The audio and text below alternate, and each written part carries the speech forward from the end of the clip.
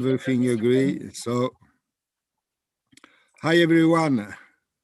So, some people are coming. So, just okay. Let us start now. So, let me open and share my screen and open the slides for today.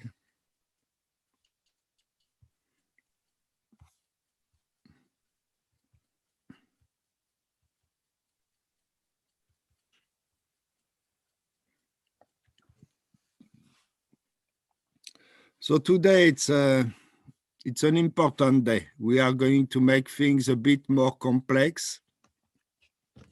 So what I want to do today, just to introduce what is the Regarima model. So basically, we will also see how the seasonal adjustment is performed by X13 or thermocytes. And we will see also some things around the outliers and rupture, the problems in the data. And we will see a bit of things on trading day calendar effects. This is the smooth part. I mean, you will see calendars. Usually, calendar effects are complex to model. But the background on calendar effects is pretty sympathetic. I mean, everyone likes calendar. So I will tell you about calendars and we will discuss a bit. And after, we are going to play with GD+, and we are going to test if we have calendar effects in our quarterly data. It's very unlikely that we find calendar effects in quarterly data. As I explained you yesterday, we discussed that already.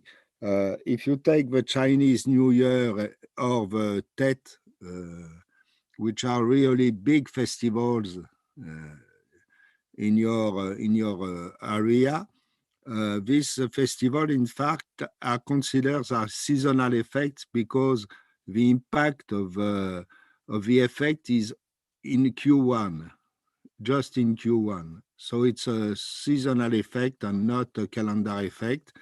And the effect will be completely removed by the seasonal adjustment. Anyway, so let me talk about the principle of X13 ARIMA. I will present this graph again, perhaps tomorrow and the next week. It's an important graph because you have to understand it, and you have to understand how X13 and by the way, thermocytes are working to perform the adjustment. So in fact, there's two different parts in the seasonal adjustment. The first part, I would say, is some kind of cleaning of the series. We are going to estimate a few things to prepare, in fact, the series to the decomposition per se. And the decomposition is done in the second part, which is the seasonal adjustment itself, and is done with moving averages. So the first part is what we call a Regarima model. The objective of this Regarima model is to do automatically do a lot of things. The first thing is to pre-adjust the series from outliers, from trading day effects, and so on. Why should we do that? It's because after we are going to use moving averages, and averages are really sensitive to outlier. Let me give you a very simple example. Let us imagine I have three numbers, 1, 2, and 3. If I compute the mean, it's very easy. The mean is 2, okay? But let us imagine I make a typing error, and instead of 1, 2, 3, I type 1, 2, 30. So it's just a mistake, okay? And the average will jump to 11, from 6 to 11. From 2 to 11, okay? So it's a big impact on the average. So the idea is that because we are going to use averages after to compute the seasonal factor and the seasonally adjusted series, because we are going to use these averages, we need to be sure that we do not have a lot of outliers in our data. Because if we do not do that, we will hamper the quality of the decomposition after. Okay, this is really the idea. So we are going to do a first estimation of the outliers, and we will do also an estimation of a trading day effect at this time. Okay, and I will explain that tomorrow why. We are going to do also forecast and backcast of a time series, and we will discover why tomorrow. Okay, so it's a very complete first part based on regression models. And to do so, I repeat, outlier detection, trading day effect detection and estimation. If we have missing values, we are going to estimate them, and we are going to do forecast and backcast. So you have this part, a very important part, and of course you have all the modeling diagnostics to check the quality of what you did with this model. So you will see if you have still a residual trading day effect, if you are working well, okay? So this is the first part.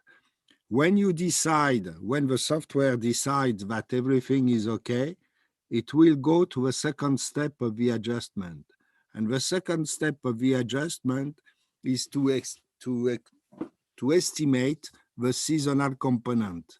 And we will see that tomorrow, how X13 is doing so, using basically moving averages.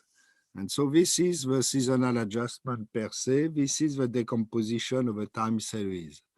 And you also have some diagnostics related to this part to see if everything was okay during this part.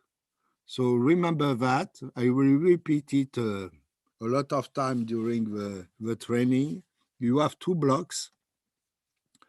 A first block, I will say, to clean the series and to forecast the series, and the second part to seasonally adjust really the series. So how can we put that in equations, if I can say so? It's not very difficult. If you remember, we saw that yesterday, the day before, yesterday, yeah. A usual additive model for seasonal adjustment is X sub t, which is the raw data, is equal to a trend cycle plus a seasonal component plus outliers plus trading day effect plus eventually moving holiday effect and plus an irregular part. So, and you suppose in this additive model that all the components are orthogonal, which means are independent, and are non-seasonal, except, of course, ST. S sub t is supposed to be seasonal, completely seasonal, but none of the other series are supposed to be seasonal. All the seasonal components should be in ST, okay? So after you are going to do the adjustment in two steps. The step one, which is what I call the ARIMA model, you are going to decompose X sub t in 4 parts.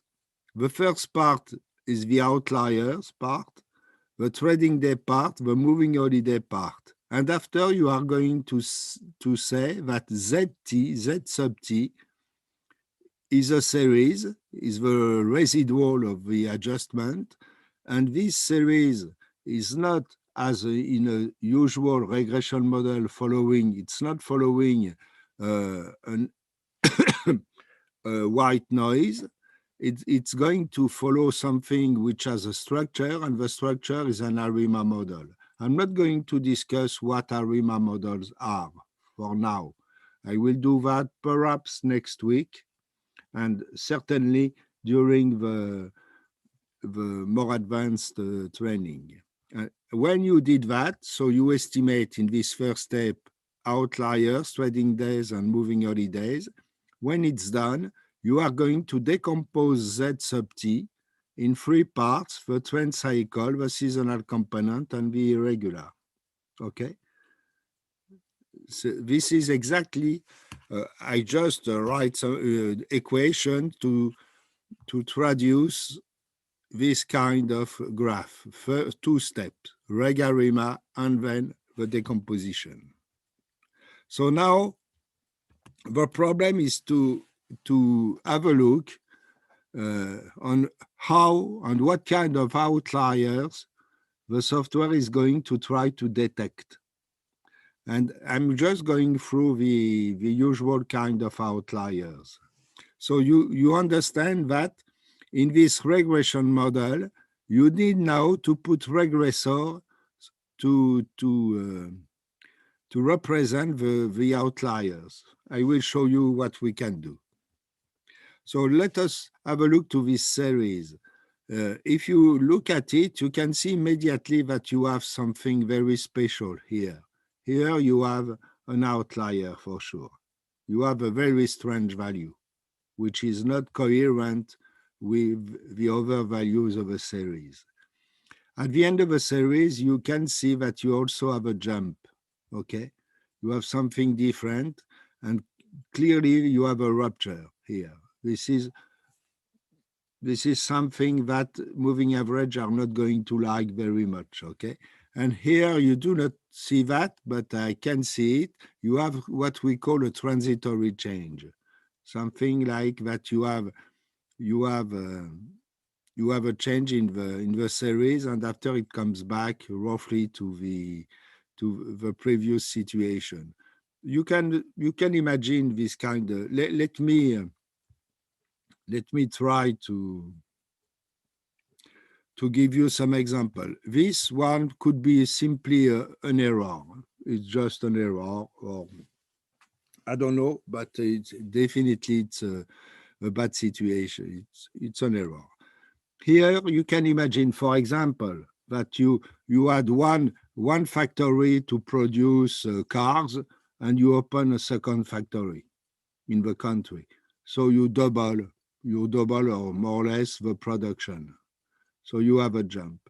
Here you can say, for example, you have a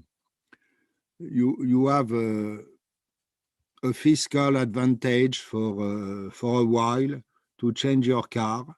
So it will increase the production or the sales of car, and after it comes back to the previous situation. So you can imagine that in your economic time series you have this kind of accident. So how are we going to model these accidents? So additive outlier, this is exactly this kind of outlier, just a very strange value in the series. It's an additive outliers. Usually they represent a one-off peak or through in the time series at a single observation, and so you can define them. You can put a regressor, which is some dummy variable. It means that the variable is equal to 0 every time, everywhere, except at a specific date, okay? Date T here, okay? So it will be, this is how you can model this kind of outlier. The second one is what we temporary or transitory changes. It's when the change in the model, in the level of a time series is not completely permanent, but is transitory. It will come back to the origin. So you have this kind of outlier. Another one is what we call a level shift. You see, it was the jump in the series. I saw, just before we saw the series you have at the end of a series, you have a jump. This is a level shift. So you have a permanent increase or decrease of a series, okay? So you will model it by a -1 before T0, and after equal 0 after T0, okay? So you have a special date where you change the value of a regressor. You have ramps. Ramps is on the opposite. It's not a brutal change in the level of a series, but a smooth and linear transition between two levels. Okay, so you can do that kind of thing. For example, if you think about the COVID-19 crisis, you can imagine that for monthly data, it will be not a slow decrease. It will be a very fast decrease, but the decrease could be in 2 or 3 months. Okay, so you will not have a sudden rupture in 1 month. You are not going from 100 to 50 just in 1 month, and after it's okay. But you will have a decrease in 2 or 3 months. So a ramp could be more efficient if you model this kind of crisis, could be much more efficient than a level shift itself. And you have also temporary level shifts. It's the example I show you in the series, in the middle of a series. And you have, so you can model, you see, you can model when you, as you want, the kind of outliers you want to take into account in your series. Usually, you have also the seasonal outliers. Seasonal outliers, it's very, very, very specific. I will come back on it. I'm cutting the seasonal outliers because they are present in GD+. I won't recommend to use them. But anyway, they exist. It's a very, very specific effect. I saw just one example of that in my life, so it's very scarce.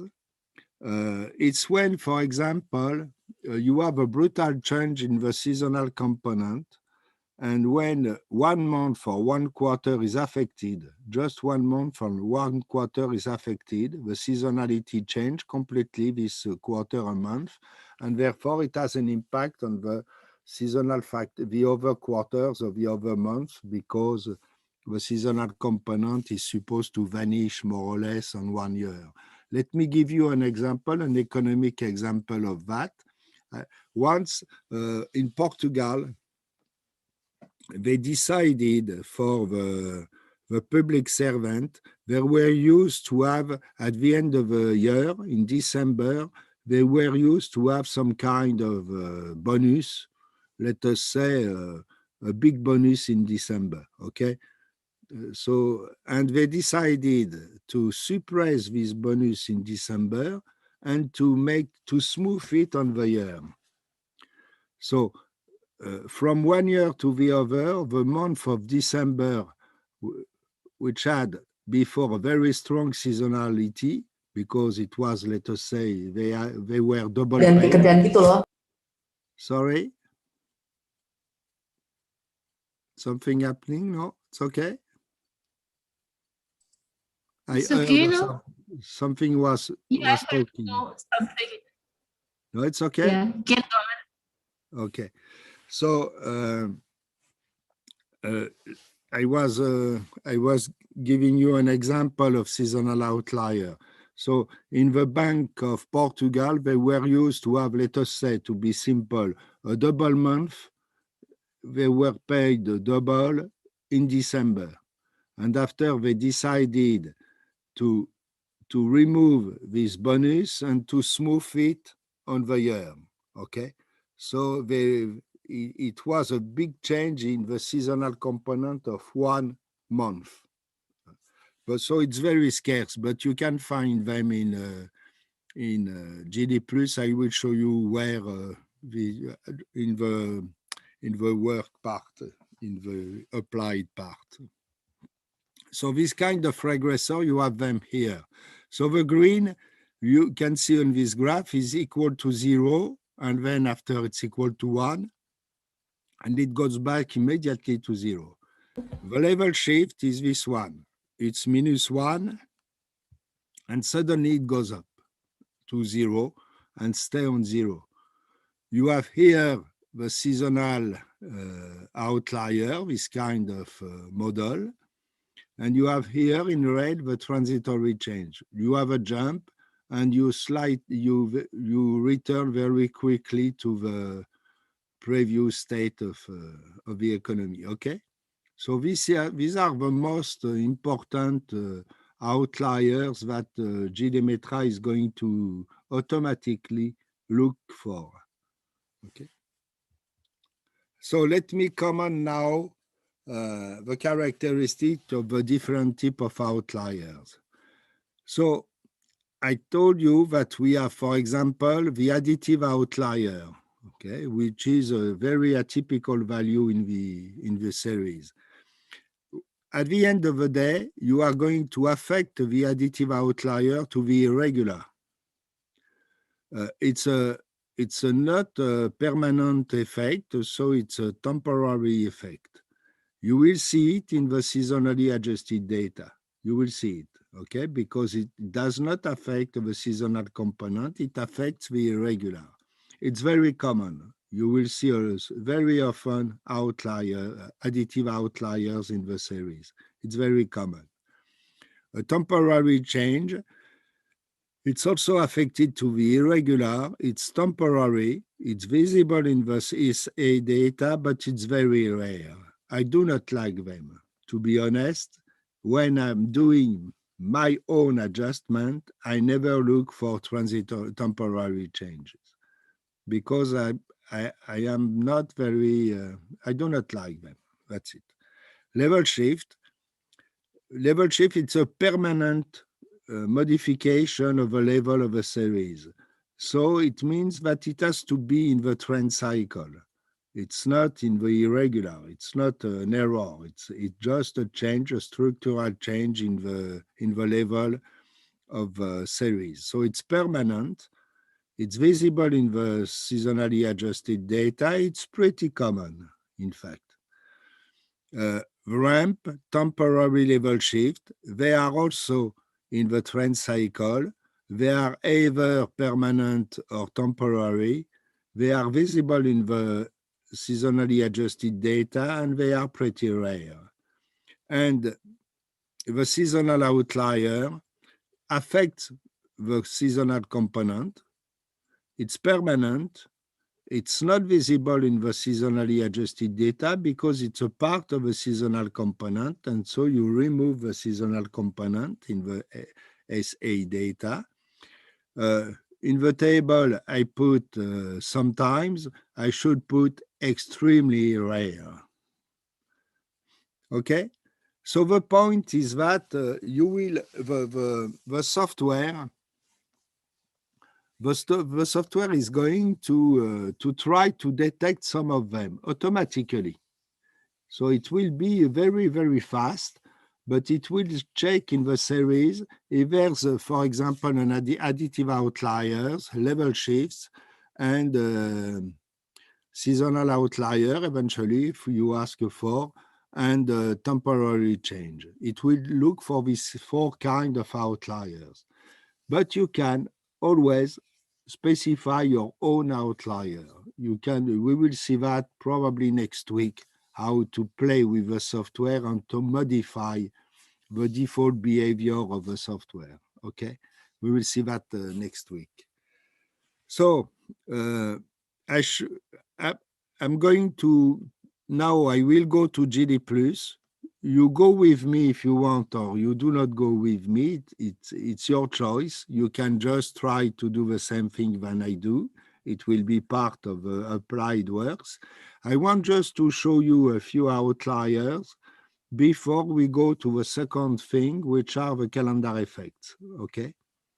So is there any question of the very, very simple presentation, on short presentation? Yes, there is one question from Mr. Kohyong, Singapore, in the chat room. Mm-hmm. I could try to see it, but I do not know where I can see it now. Ah, here. Where is the chat? Here, perhaps. Yeah, conversation. Ramp is between 2 time points, but LS is only between consecutive time points. Yes, ramp A ramp is between, you say, for example, let me give you a stupid example. You open a new factory to produce cars, okay? But you do not do it's not going to work at 100% of its capacities. So for example, you start at one level, okay? This is the level where you start. The production, so you open the factory 1 month. And the first month, it's 20% of its capacity, plus, and the second month, 40%, 60%, and so on. So the production will slightly increase for 5 months, and after go at the next level of production. You see, in a level shift, it's exactly if you suppose that your new factory is going to work at 100% of its capacity immediately. So you double the production immediately, okay? So the level shifts is just at one date. Before it was this level, after it is a new level, okay? The ramp is a transition between two levels. So it could last a few months or 1 or 2 quarters, okay? Okay, Canada stood fire. Okay, wonderful, it's done. So I would like to show you some example. You can do the same than I'm doing, just to practice a bit the software. And we will use today a tip that Siska gave me yesterday. I was not aware of the star feature. You will see that. Okay, so I open the software. And you will see something, I forgot to remove it. So you will see that something will be very different from yesterday. So of course, I still have my growth chart, so I can remove them. You see that if you do not remove the charts when you when you shut down the software, you will have the layout of the screen will be modified, slightly modified, okay? So I didn't do anything, okay? So if I look at my spreadsheet, you will see that I already have the GDP, the GDP file. Why? It's because, so I will show you, I will reload the file for the trade statistics, and I will explain you after why I do not have to reload again the GDP file, okay? So if I want to reload again the trade statistic file, I could do, you remember, I won't do it, but I could do spreadsheet open, and then after go to the Explorer and look for the file, okay? So I do not do that. What I can do, because I'm lazy, I can just go to File, open Recent, and I will find, because I already did it the days before, I can see it here, okay? So ASEAN, so it's open now, okay? Here is the export-import sale file. Well, let us suppose that I want to work on this file for several days now. Donc, I don't want to reload it again, okay? I'm lazy. I don't want to do that. So what I can do is exactly what I did yesterday on the GDP file. And Siska showed me that you can do that. You go on the file for trade statistics. You do a right click on the name, okay? And if you do a right click, you will have this new window. And you can say, just add star. So I add star, and if you cannot see it because it's too small, but I will use the zoom facility to show you.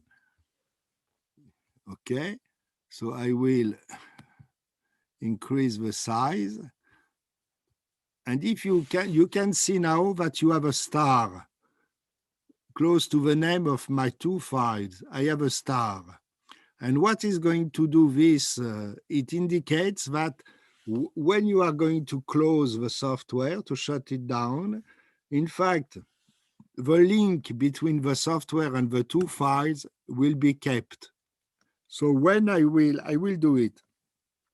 When I will shut down the software and reopen it, the two files will be loaded automatically. So let me show you this new facility. So I come back to the right side of the screen. I shut down GD+. It's done. I reopen it now.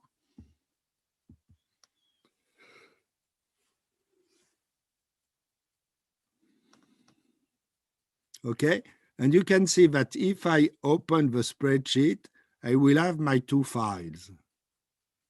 So for the time of the training, it will be very convenient for you because you just have to put a star on this file and you will have it again every time.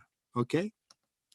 So now I want to see the outliers. So let me show you. Okay. So you know that if I click on to do the adjustment, I have to click on statistical method, seasonal adjustment, multiprocessing, and new. Okay. So I have here my my new thing. For any reason, I should have not saved what I did last time. I have to specify my default set of parameters. So I will take ASA1. So I put it there. I showed you how to keep it, to change it in the parameters, but anyway, doesn't matter. So I did it, okay? And now I will take the two files. I put them in the window. So I have a 486 series. And I will run them, so you will see, you know that it will be very, very, very fast. Okay, it's very fast. Okay. So let me now just go, I can go through the first one, for example, for the exports. If I click on it, I have this kind of series. You can do it with me, just play with that. So you see here what is written. This is the pre-processing. So the first step of the analysis, what I call the regarima part. Okay, so this is the pre-processing. And here, if you go on the left, if you look at that, I will show you. Here you have, okay, if you have a look now to that, you have the input, you have the main result, so a summary of what happened. You have a pre-processing part, which is the detailed regarima modeling, and after you have a decomposition part, okay? After you have a benchmarking, I will explain that next week, and you have also a diagnostic part, okay? So you have what is important here at this time of the training is that you can see here the two phases, the two steps of the decomposition, the pre-processing and the decomposition. So if I go to the pre-processing, what do I have? Let me show you. So it gives me that I'm going to work on the span of the series is from the first quarter of 2010 to the fourth quarter of 2020. So I have 44 observations. The series has been log transformed. Let us have a look to the graphic, if you don't mind. Let me. So you see the graph. You can see somehow that the seasonal component, if any, I'm not saying that we have a seasonal component, okay, but we will discuss that just after. The seasonal component, if any, appears to be larger when the trend is going up. So it's like multiplicative model. So it has been log transformed. If I have no trading day effect, no Easter effect, not I warn you, I have no trading day effect and no Easter effect because I ask specifically for no detection of calendar effect. This is in my specification RSA1. I will change it later to show you, okay? Later, we will change the specification and see if we have eventually some calendar effects in our data. Okay, we will do that probably next week with monthly data to have a more concrete look on calendar effects. Okay. So here I have two detected outliers. If I want to have more details on my model, what I have this kind of thing. I have my final model. I have a lot of awful things, okay, awful statistics. If you are not used with ARIMA modeling and regression model, it will be something very curious for you, but do not pay attention to that for the moment. It will come later. So what is saying the software? It's saying that it has fitted an ARIMA model to the series. The ARIMA model is this one. I will explain that probably next week. And after it has detected two outliers, one in the first quarter of 2018, and the second one, it was a level shift, and the second one, and it was a positive one, and the second one was an additive outlier in the last quarter of 2020. Okay, so the last quarter for us. Okay, and this one was negative. So this one, it was negative. The coefficient is a minus sign, and here it's positive. How do I know that they are significant? I know that because the t-stat, you have to keep that in mind.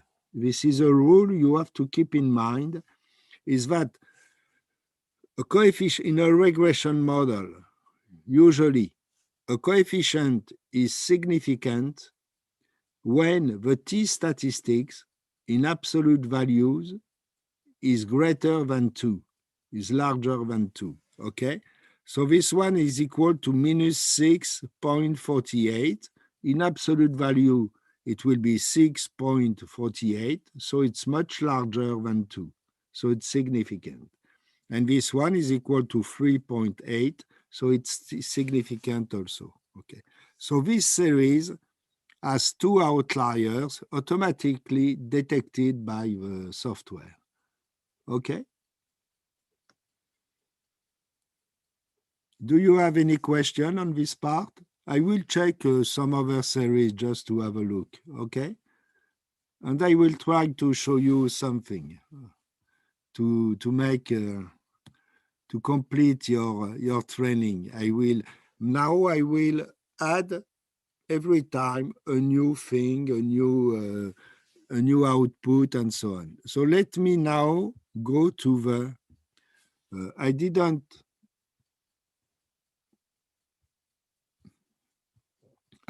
show you the graph, but here you see the seasonal coefficient. So I told you yesterday that remember that the dots are the seasonal irregular part, so the sum of the two parts, seasonal and irregular. The blue line is the estimation of a seasonal component, and the red line is the average of the points, okay? So here, what I can see, if you have a look to the left scale, you can see that the first red line is about at 0.97, okay?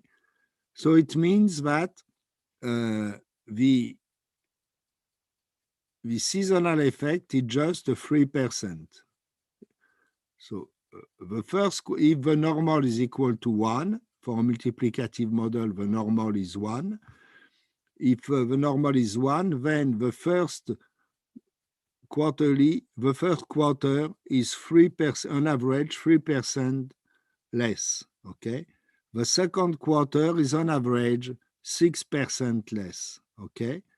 The third quarter is on average 4% up, and the last quarter was at the beginning 4% up and is now about 9% up, okay? So you have a seasonal coefficient in your time series. It's not a big one. It was much bigger when we were looking at the GDP data yesterday, but here it's a pretty significant. If I want to see the result of a test, remember, you go to diagnostics, you go to seasonality test, and you go to original, for example, and here, look at that. This is very, very curious. This is a difficult thing.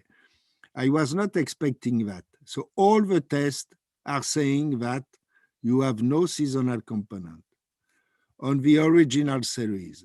Let me go to the linearized series. Here, this is a different. What is a linearized series? This is the series where you remove, for example, in this case, the outliers, okay? So if you have the linearized series, you remove the outliers, you see that you still have no, it's not so clear. Yes, you do not have any yes, okay? But you see that all the tests, except the first one, are uncertain. So perhaps you have a seasonal component, and perhaps you have no seasonal component. So therefore, this is a very difficult series for this time. I should have checked before giving you the example. But anyway, it's not, we will discuss that anyway a bit later, perhaps. Let us go to the next one, meet the second export, okay? Here, you also have something which is not completely clear, but you can say that, yes, I do have a seasonal component because I apply some kind of majority rule. And most of the tests are going to say, I have some kind of seasonal component. If I go to my results, you see on the right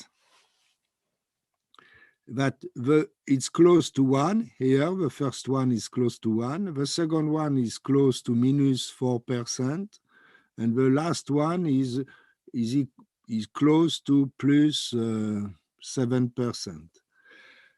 So why is it at this moment quite difficult to see if we have a seasonal component or not?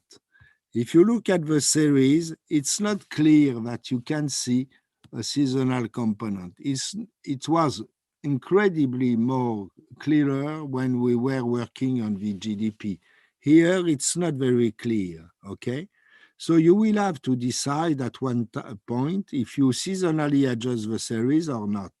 We will discuss that later. We need a bit more background before deciding that, okay? So here you have, the point is that, let me show you, it does not appear directly on the series, but if you look at this graph, the other graph, you can see that you have a lot of irregular. It means that all the dots are pretty far from the red line or from the blue curve, okay? So you have a lot of outliers, not outliers, irregular. So you have a lot of noise. So what could happen? It could happen the following. You have a lot of noise. You certainly have a seasonal component, but you cannot really estimate it. Let me give you an example, something completely different from seasonal adjustment. You are in the street, and there's some noise in the street, and you see on the other side of the road, you see someone who has his cell phone. So the guy is speaking in the cell phone. So clearly, you can see that I have a seasonal component. The man is speaking. I know there's a signal there. There's something, it's clear. I have it. But I cannot hear what he said. So I cannot estimate the seasonal component. It could be a situation, you can see it, but you cannot estimate it. In this case, it's the opposite. You cannot see it really. The seasonal tests are not very clear. So you see. So the image is slightly different. The guy has a cell phone in his hand, but you just see his back. You do not see him speaking in the phone. So you can guess perhaps, or perhaps not, he is speaking. So I have a seasonal component. You see the idea, sometimes when you have a lot of irregular, you might have a signal that you cannot estimate because it's impossible to make the distinction between the noise and the signal itself. Okay, so this is very, very common that you have this kind of situation. In this case, basically, you do not have a lot of difference. You should not have a lot of differences between the seasonally adjusted figure, which is the blue curve. It should be this one, I guess. No, this is the trend cycle. So here, this is the blue curve. Okay, this is the seasonally adjusted data. And if I take now if I make the difference, there's not a lot of difference between the blue and the green curve, okay? The blue and the orange curve. So it's because the seasonal component is not very strong and you have some, because of the noise, sorry, you have some difficulties to estimate it. So I don't know, at the moment, I don't know what I should do for this precise series. We will discuss that next week when we will do the quality assessment, the complete quality assessment of the adjustment. So do not worry, we will have the solution at the end. So if I go, for example, on another, let me show the imports, the first imports, animals. So what's going on here? If I look, I have I will say quite similar time series, okay? Pretty noisy, not a clear seasonal component. So I go to here, it's completely different. Even if I do not see a clear, sorry, I'm going back to I do not see a clear seasonal component in the series, which is pretty erratic. I do not see it. But for the test, there's no doubt you have a seasonal component. Okay, there's no doubt. So here on the upper, what do you see? Here you see that you have a pretty similar situation, but with higher figures. In this case, you see that the seasonal component is equal roughly to 0.9, which means that for the first quarter, the imports are 10% lower than the normal, okay, which is pretty high. That's why it detects the seasonal component. The first quarter is very different from the others. You see, you do not have a big difference between the 3 quarters. The other 3 quarters, which are around between 2 and 4%, okay?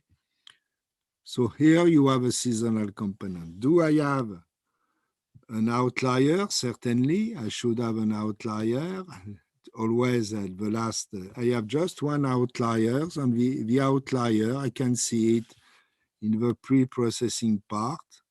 I can see it. It's an additive outlier in the last quarter of 2020, as expected. Okay? So it's very negative, very significant and negative. Do you have any question on this part?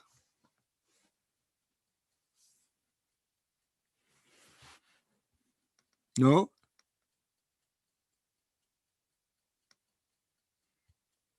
No question? Siska? No, it's okay. No question. No question from the question. no, wonderful. So I take it's clear for everyone. It will become a bit more complex with time, but I'm sure you can follow. What is always a bit disturbing is that at the beginning, there's so many diagnostics, so many, an incredible number of diagnostics that you are lost. You do not know what we have to do. That's why I'm taking at the moment each part. Now we are working on the outliers. I will tell you a bit about calendar effects. So it's the Regarima part, and after I will go to the seasonal adjustment part. And after next week, we are going to put everything together.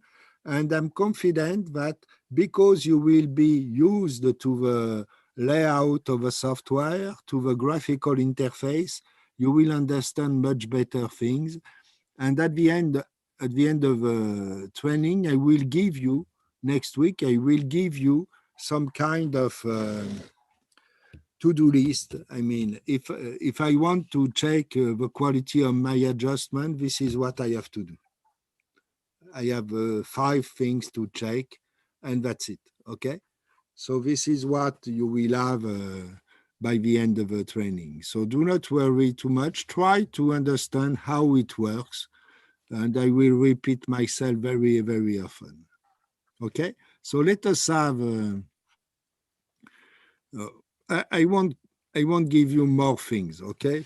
At the moment, it's okay. I go back to the lecture now, to the presentation itself.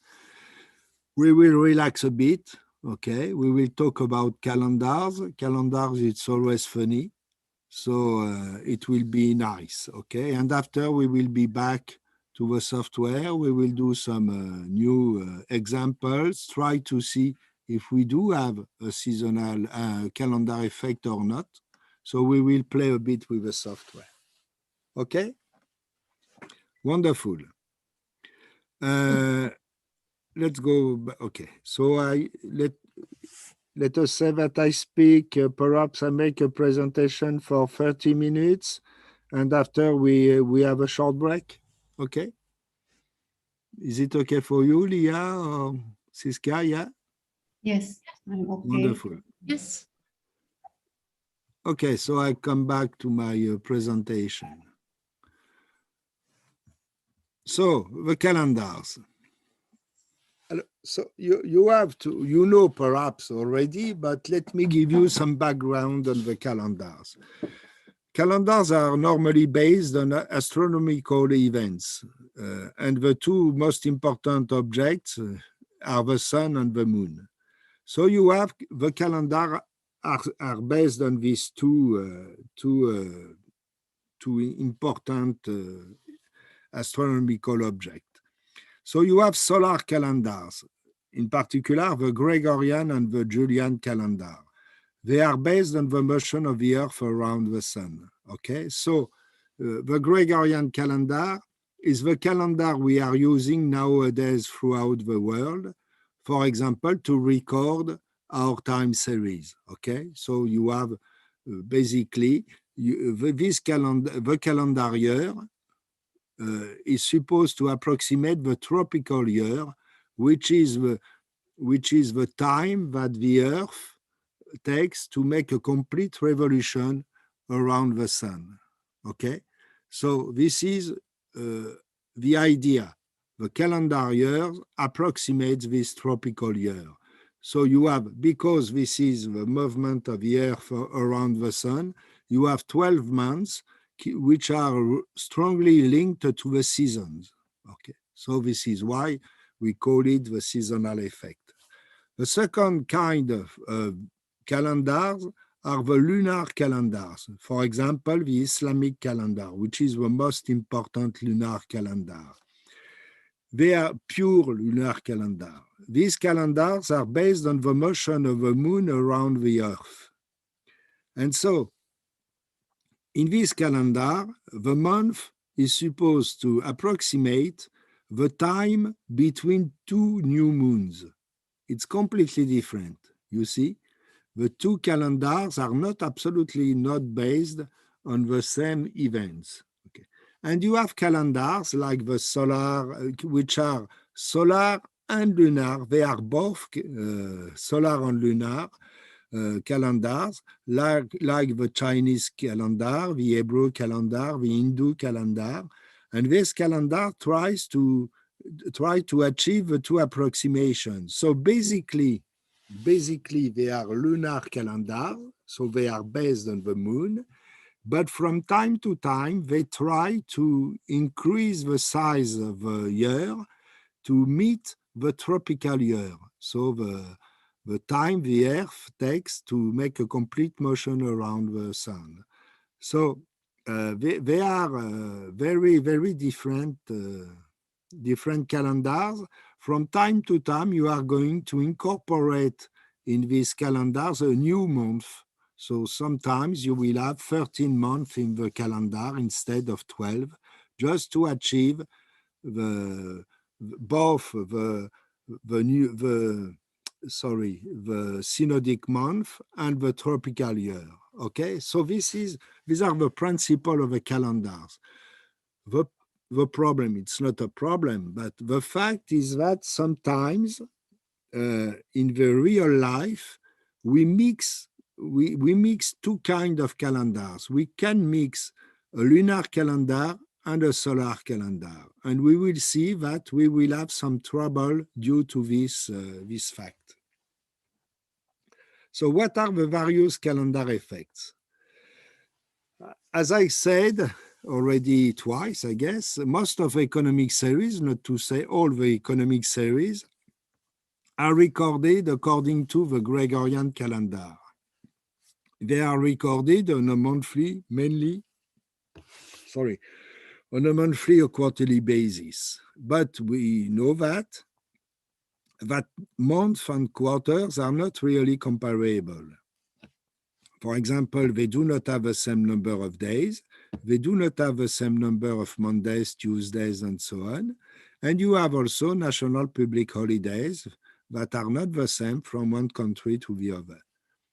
And this may have an impact on the observed variable. For example, retail sales might be affected by the number of Saturday, transportation, and so on. The number, you might have an important impact of the number of days and the kind of days on the economic, on the observed variable. Okay, for example, we know that because we measure that, for example, in Morocco, Tunisia, and Senegal, we know that the prices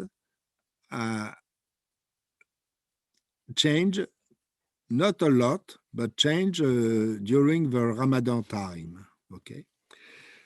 Anyway, so you might have important temporal and spatial differences. Let me show you an example.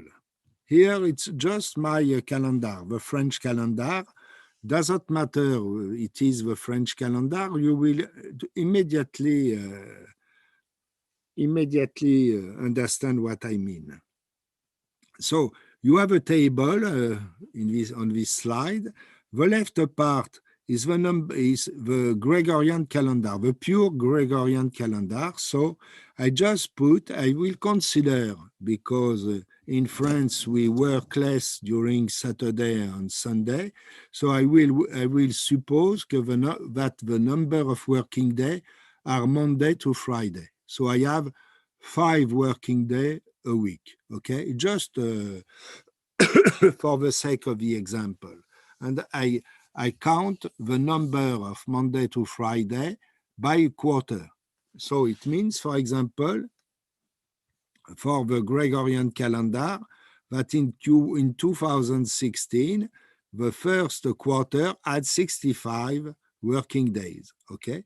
The second quarter, you can see that it always has 65.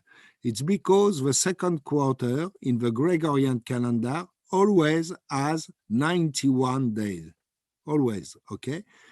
And 91 days, 91 is a perfect multiple of 7. So in the second quarter, you always have 13 weeks. Okay, so you always have the same number of Monday, Tuesday, and so on. It's always 13. Okay, so it means that when you cannot have any calendar effects in the second quarter by definition, because the calendar effect is the effect of a special day. Okay, so as you have the same number of days, you cannot have any impact of the week, if I can say so. So you never have a calendar effect in the second quarter for the Gregorian calendar, okay? So if you look at the repetition of the breakdown of the days according to the year and the quarter, you see that it's pretty equal. It's always between 65 and 66, okay? So when you look on the Gregorian calendar, you do not have a lot of differences between the quarters and between the years. Okay, but it's completely different if you take into account the national calendar, which means if you take into account the festival, the national specificities of the calendar, the days off, the festivals, things like that. For example, we have very often a lot of holidays in May in France. We have Labor Day, but we have also the 8th of May. We may have Pentecost and Ascension. So we might have up to 4 days off in France. So it's a lot.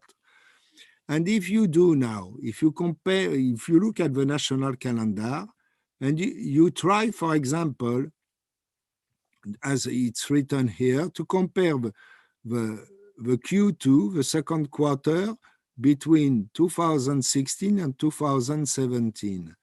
In 2016, I had 63 days working day, when in 2017, I had only 60. So I have 3 days less. 3 days less, it's about 5%, it's 4%, let us say, okay? 4%, it's huge. It's huge, okay? So you might have an effect due to the calendar. This is my first remark. Second remark, let us come back to the annual growth rate. When you compare the second quarter of 2017 to the second quarter 1 year ago, you do not take into account the fact that you work less in 2017 than in 2016 because of a number of working days, okay? So this is, remember what I said the first day, this is a limit of annual growth rate.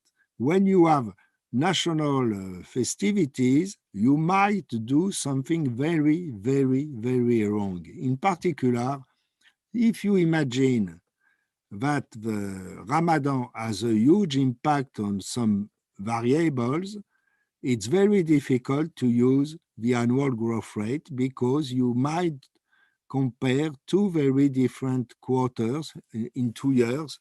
One quarter with a large part of a Ramadan, or for example, the Eid al-Fitr in a quarter, when it was not in the same quarter the year before. So you might have a bad effect. If you look now to the quarterly growth rate, you see that if you want to compare the second quarter to the first quarter of 2017, you will have a problem because you have 5 days less. 5 days, my God, it's 8%. So it's huge. It's huge. Obviously, it has not such an impact on the economic time series, but it could be huge, okay? And for example, you see you will have roughly similar things between 2020 and 2021, okay? Here you might have, you see, you will have 4 days difference in 2021 when you have 2 days of difference with the previous year, okay? So it could be tricky.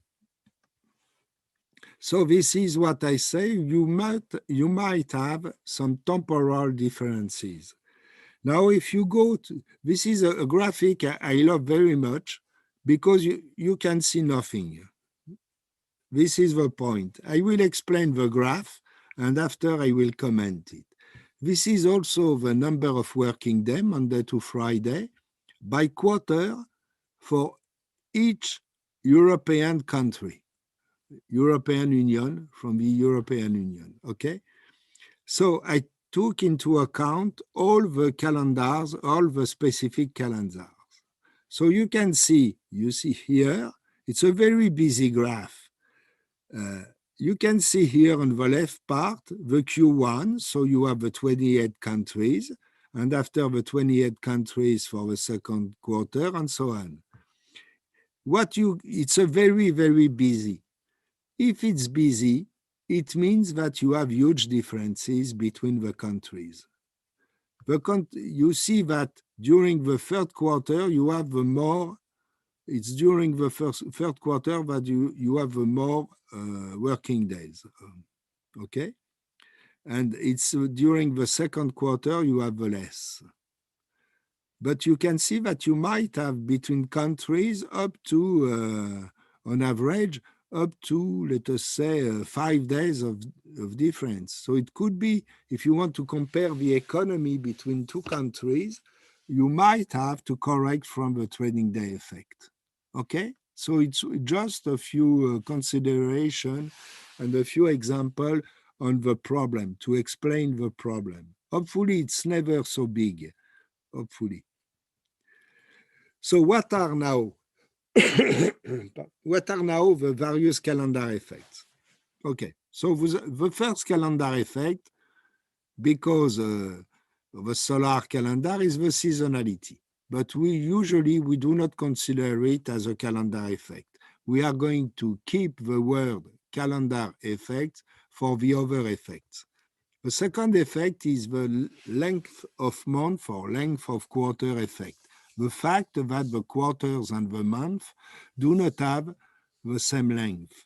So it's likely that you will work more in March than in February, because in March you have 2 or 3 days more. So the day of the week is the next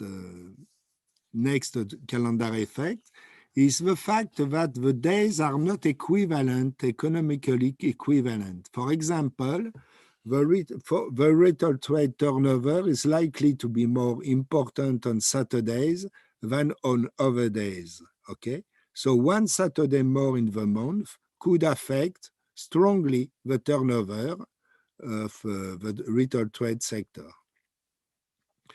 You have public holidays also. Most of the statutory holidays are linked to a date, not to a day. It's not always true, but very often they are linked to a date.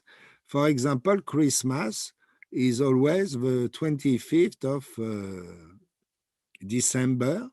So, but it could be a Monday, it could be a Sunday, it could be a Saturday, it could be a Wednesday. So it depends. If it's a Saturday, it could be a bad thing for the retail trade. Okay. And you have also moving holidays. You know that it occurs when you mix two calendars. For example, you know that Ramadan is moving across the year, completely the year, because Ramadan is based on a lunar calendar. And so it has not the same periodicity than the solar calendar. This is why Ramadan is going through the year across time. Okay.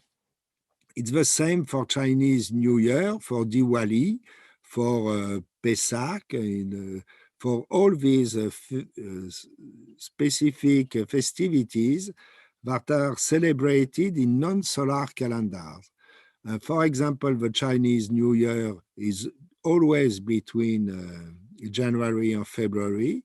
Diwali is always between, if I remember well, between October and November.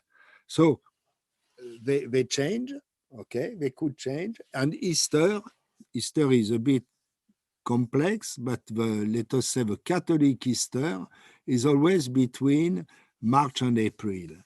So these festival, if you think about it, the Chinese New Year is always in January, February. It means that, as I said before, Chinese New Year is not a problem for quarterly data, for the adjustment of quarterly data, because this is a seasonal effect. This is always in the first quarter, always, okay? It's not completely true what I'm saying. Of course, the date of the Chinese New Year or the date is always in the first quarter, is always in January or February. But the preparation of this New Year could eventually, in some occasion, affect the fourth quarter of the previous year. It's very scarce, but it could happen, okay? So how are we going to detect a pure trading day effect? So a pure trading day effect, it means for me that you want to see if what is the weight, what is the impact of a Monday, of a Tuesday, a Wednesday, and so on. So you have 7 days in the week, and you want to estimate the weight of each of the days. Okay. So hopefully to do that, you can use some kind of periodicity of a Gregorian calendar. First, I told you that you have a length of month effect. In fact, January has always 31 days, March always 31 days, and so on.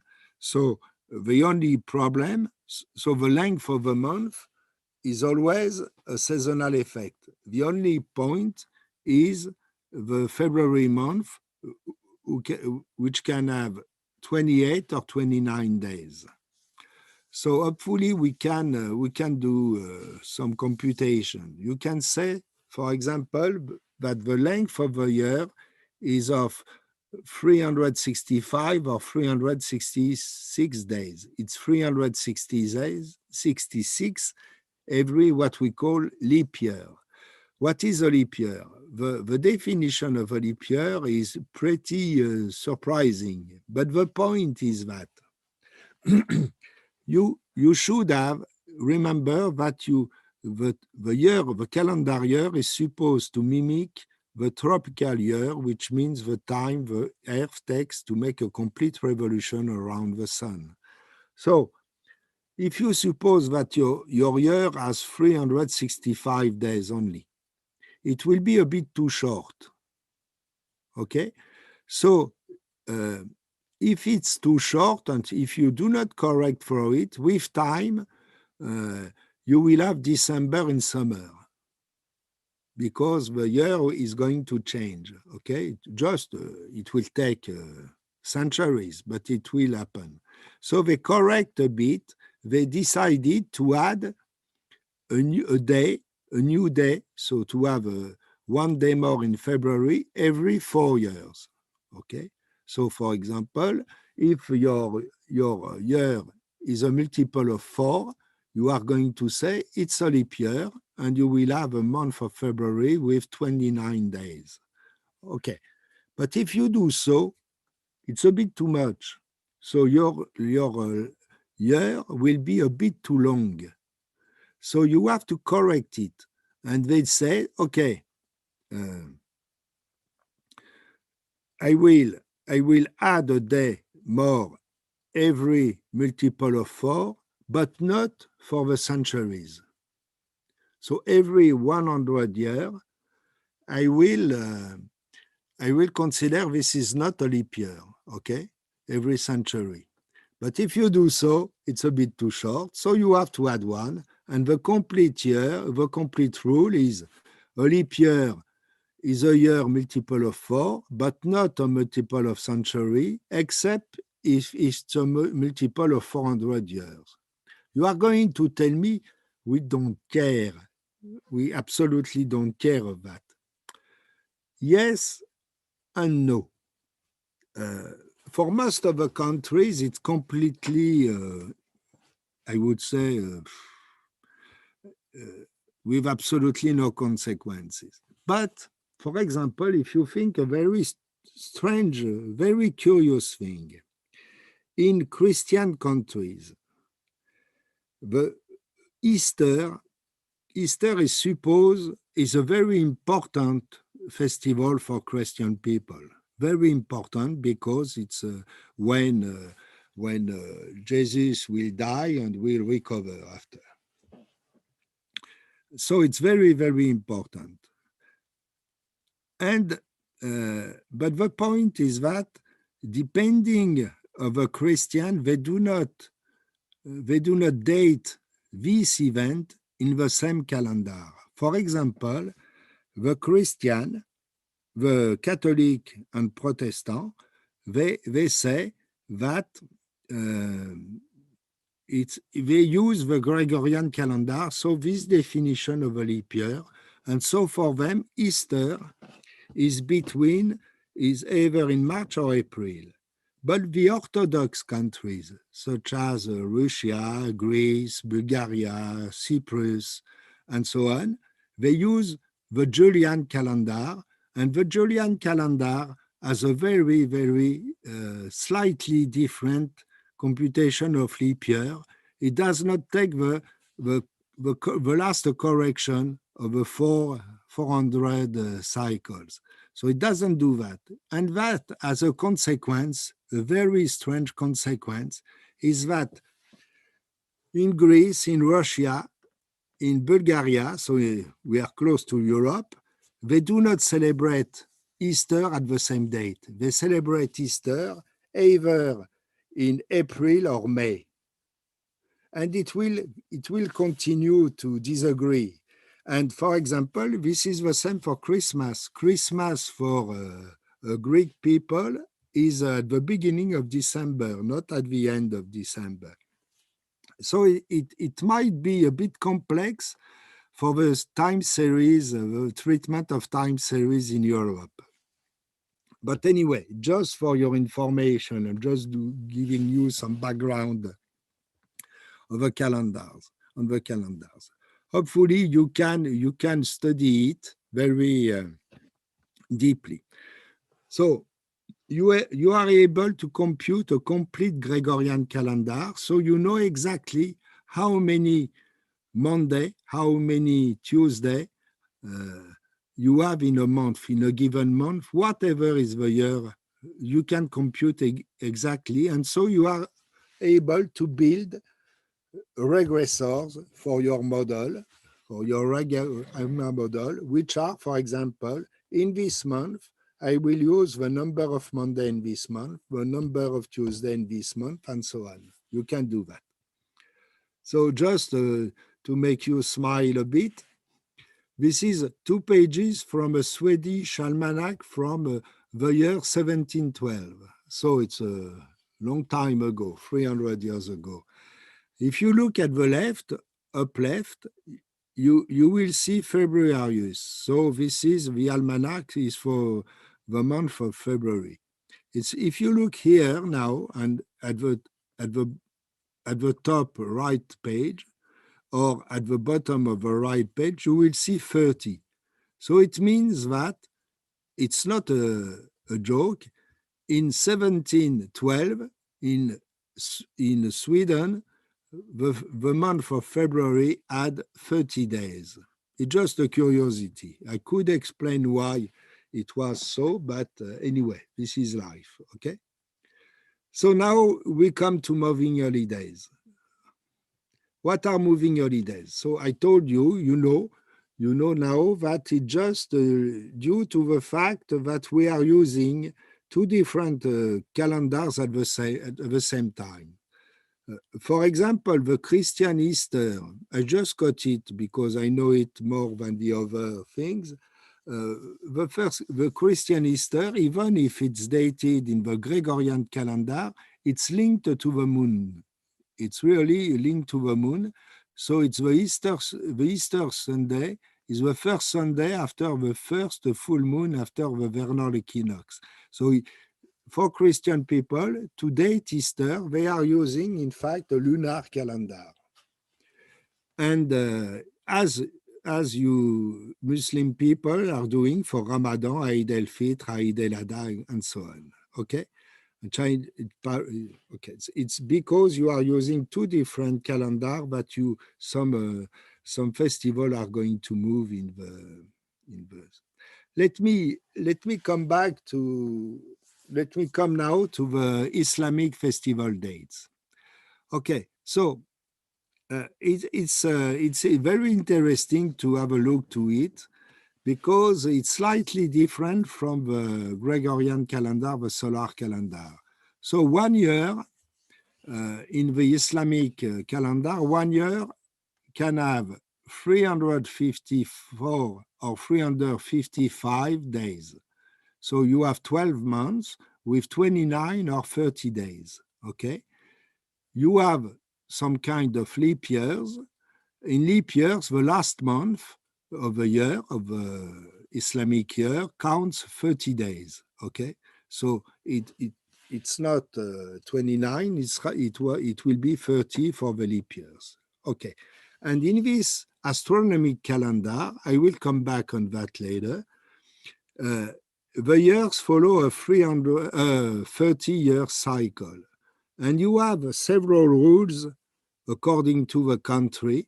You have several rules for the leap years. I know at least 3 algorithms, the Kuwait algorithm, the common version, and some Indian tables. So on the 30-year cycle, you know exactly which are, according to this algorithm, which are the leap years, okay? What is very interesting in this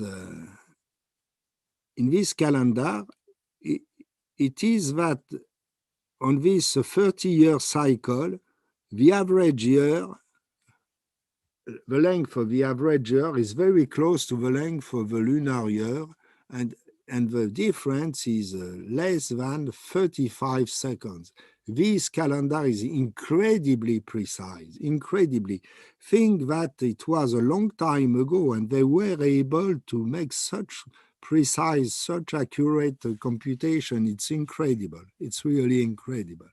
So how can you try to make the link between the Gregorian and the Islamic calendar? You can say, for example, that the new year, the new Islamic year, which is called Raslam, you can say that one Raslam occurs the 25th January of the year 1583 in the Gregorian calendar. So you have the Jansang point, and after you follow one of the cycle. Okay, so it gives you some kind of Islamic calendar. You have an astronomical Islamic calendar, but you know that you cannot use really this calendar because the date of a new month, the first of each month, is determined by the new moon. So you must see the moon to say the month is starting. So it has to be adapted to the real observation of the moon, which makes things really complex. Let me comment that because it has some importance for some of your calendars or your countries. The ASEAN countries are Islamic. So the point is that if you want to build a national calendar, you can do two things.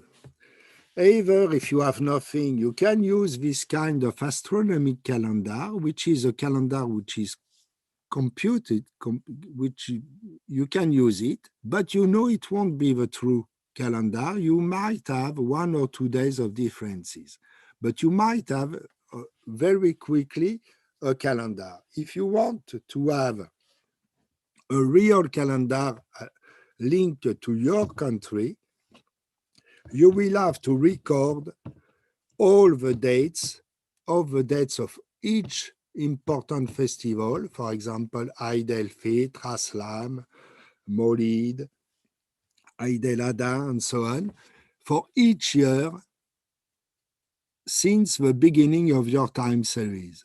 And it could be a very, very tough work, very difficult work, because you will very easily remember the date of Ramadan and the festival for the previous year, but for 5 years ago, it will be much difficult. So it's usually a big work to do a real calendar, Islamic calendar.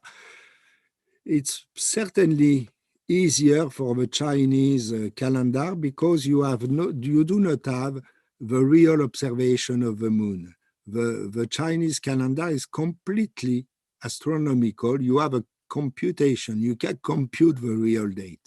In the Islamic calendar, you cannot compute the real date. You can have an idea of the real date, but to know the real date, you must look at the records of usually the religious authorities keep the track of the dates. Okay, so I'm going to stop now just for this kind of presentation. And I will work just after a short break. We will discuss how to build a national calendar, okay? And how we can take into account all these phenomena in our adjustment. Oof, it was tough. I'm tired a bit. How do you feel, the others? Is it okay for everyone?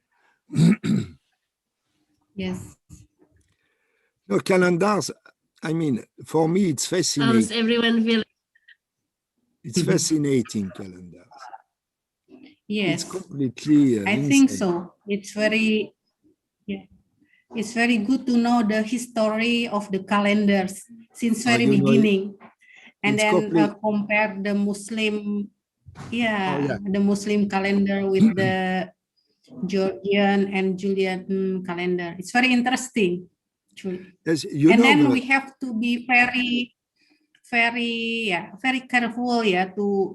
to make it the calendar in our estimation. Yeah, exactly. So this is something we will discuss between the two trainings, between this training, the first training, and the second one, because it could take a while. I must say I'm pretty experienced in that because I worked with Tunisia, Morocco, Algeria, Senegal, a lot of African Muslim countries. And I know that they had some difficulties to record the calendar in the past. But I know, for example, that religious authorities always have a good record of the dates, and that very often you can find legal text to help you to have the memory of the dates. And for an institute, but we will discuss that later, just after the break, okay? And I will tell you some stories about calendars. You will see it's completely insane. The Islamic calendar, I will say, is serious, okay? It's a serious calendar. The Gregorian calendar is not at all serious, not at all. I mean, it's just a mix between astronomy and people. Let me give you an example, and I stop after. I swear I stop. Okay. So we have a break 15 minutes, yeah. Okay, let me tell you my story, and after we do a break. Okay. Oh, okay. Thank you, Leah. I'm completely fascinated by calendars. For example, if you take the example of Islamic people, to build a calendar, they said, okay, I have 12 months, and I will say the first one has 29, the second one 30, the third one 29, and so on, up to the end. Okay, that's it. They say that. Okay. Or 30, 21, 9, but they do that. And after they say, okay, if I have a leap year, I will add 1 day at the last month. Okay, to the last month. It's clear, it's neat. What are doing the other world, the Western world, the Romans, because the Julian calendar, for example, they say the following. I have 12 months. But, so if you have 12 months, you could say, okay, the first one will have 31, 30, 31, 30, 31, 30. At the end, I have 366. I remove from time to time, I remove 1 day to the last month of December. Okay. But it's not possible. Why? Because if I do that, and this is what is really funny, if I do that, I will have the following. Let us say January 31, February 30, March 31, I continue, April 30, May 31, June 30, July 31, August 30. Impossible. Absolutely impossible. Why? Because July is the month of Julius. Julius Caesar, the emperor. So, of course, an emperor must have 31 days. Cannot have 30. So it's okay. But August is also an emperor. So he must have also 31 days. But if you do so, you completely destroy the symmetry of and after you have problems. And I will stop now. Okay, I will continue my stories. So definitely the Islamic calendar and the Chinese calendar, which is just a marvel. It's wonderful, wonderful. Incredibly complex, but wonderful. But the Gregorian calendar is somehow not very serious. But okay, let us discuss that later or not. We make a short break, perhaps 10 minutes, yeah? Is it okay for you? So at 50, we come back at 50? Yeah. Okay, wonderful. See you, bye-bye. Yeah, thank you.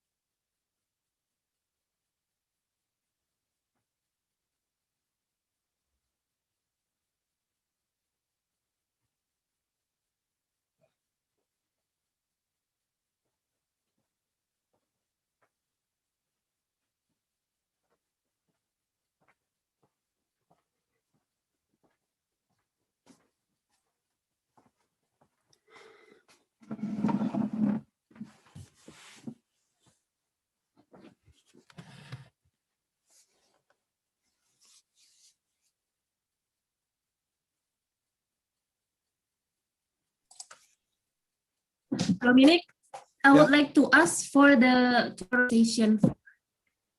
Is there any materials for the presentation? You mean for today or for later? Tomorrow. Tomorrow for tomorrow session 4.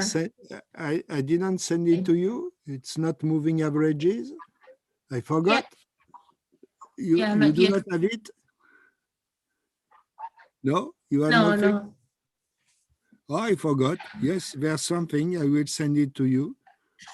It's moving averages. Okay. Average.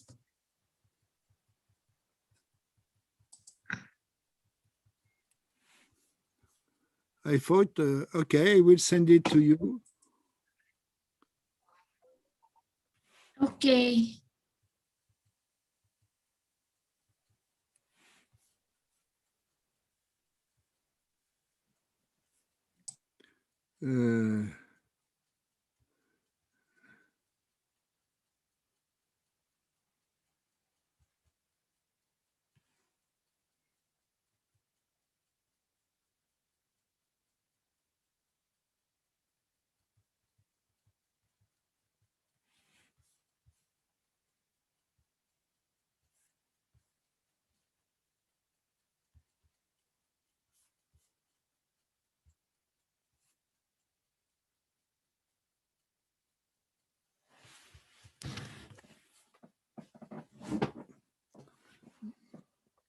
So Siska, you mean you have nothing for tomorrow on the day after? Only for session 4. Session 5, I have it. Okay. I already put it in the shelf. Okay, I will. But we missed. Okay, I will send things this afternoon. I already have things for the coming days, but I have to review that. Yes. So give me perhaps, I will send them today, so you will have them tomorrow morning, okay? When you, okay? And I have also to send an Excel file with a manual, if I can say so, manual seasonal adjustment for people to understand what's going on, okay? And I think that we will do a lot of practice next week. So during the weekend, I will prepare some exercise with a series, okay? And so probably next week we will do a lot of practice, yeah, a lot of. So for people to understand exactly how to judge the quality of an adjustment. Don't forget to send me some monthly time series, okay? Okay. Oh, yeah. Yeah. If you can, for trade statistic will be okay, of course, yeah. Okay. And I send everything this afternoon. Sorry for that. I thought I did it, but anyway, I'm becoming too old. You know, I forget things. Okay.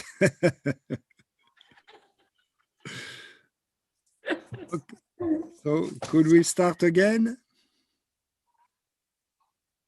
Yes, I Leah? think, yeah, we can start. Okay. Yes. Wonderful, wonderful. So I will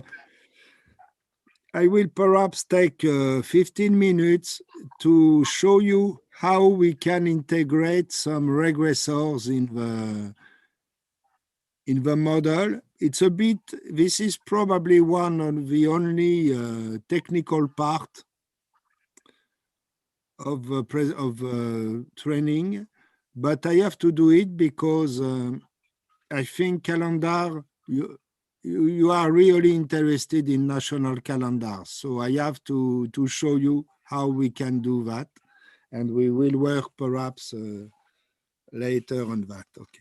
So let me share again my screen.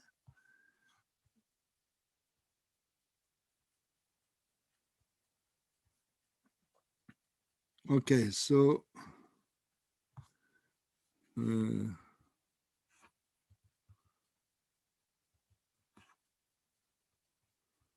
okay, so if we want to build a national calendar and you want to do so, it's really not easy, really.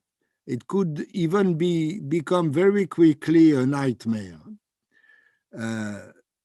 Because if you think about it, a calendar is alive in the sense that public or bank holidays appear and disappear.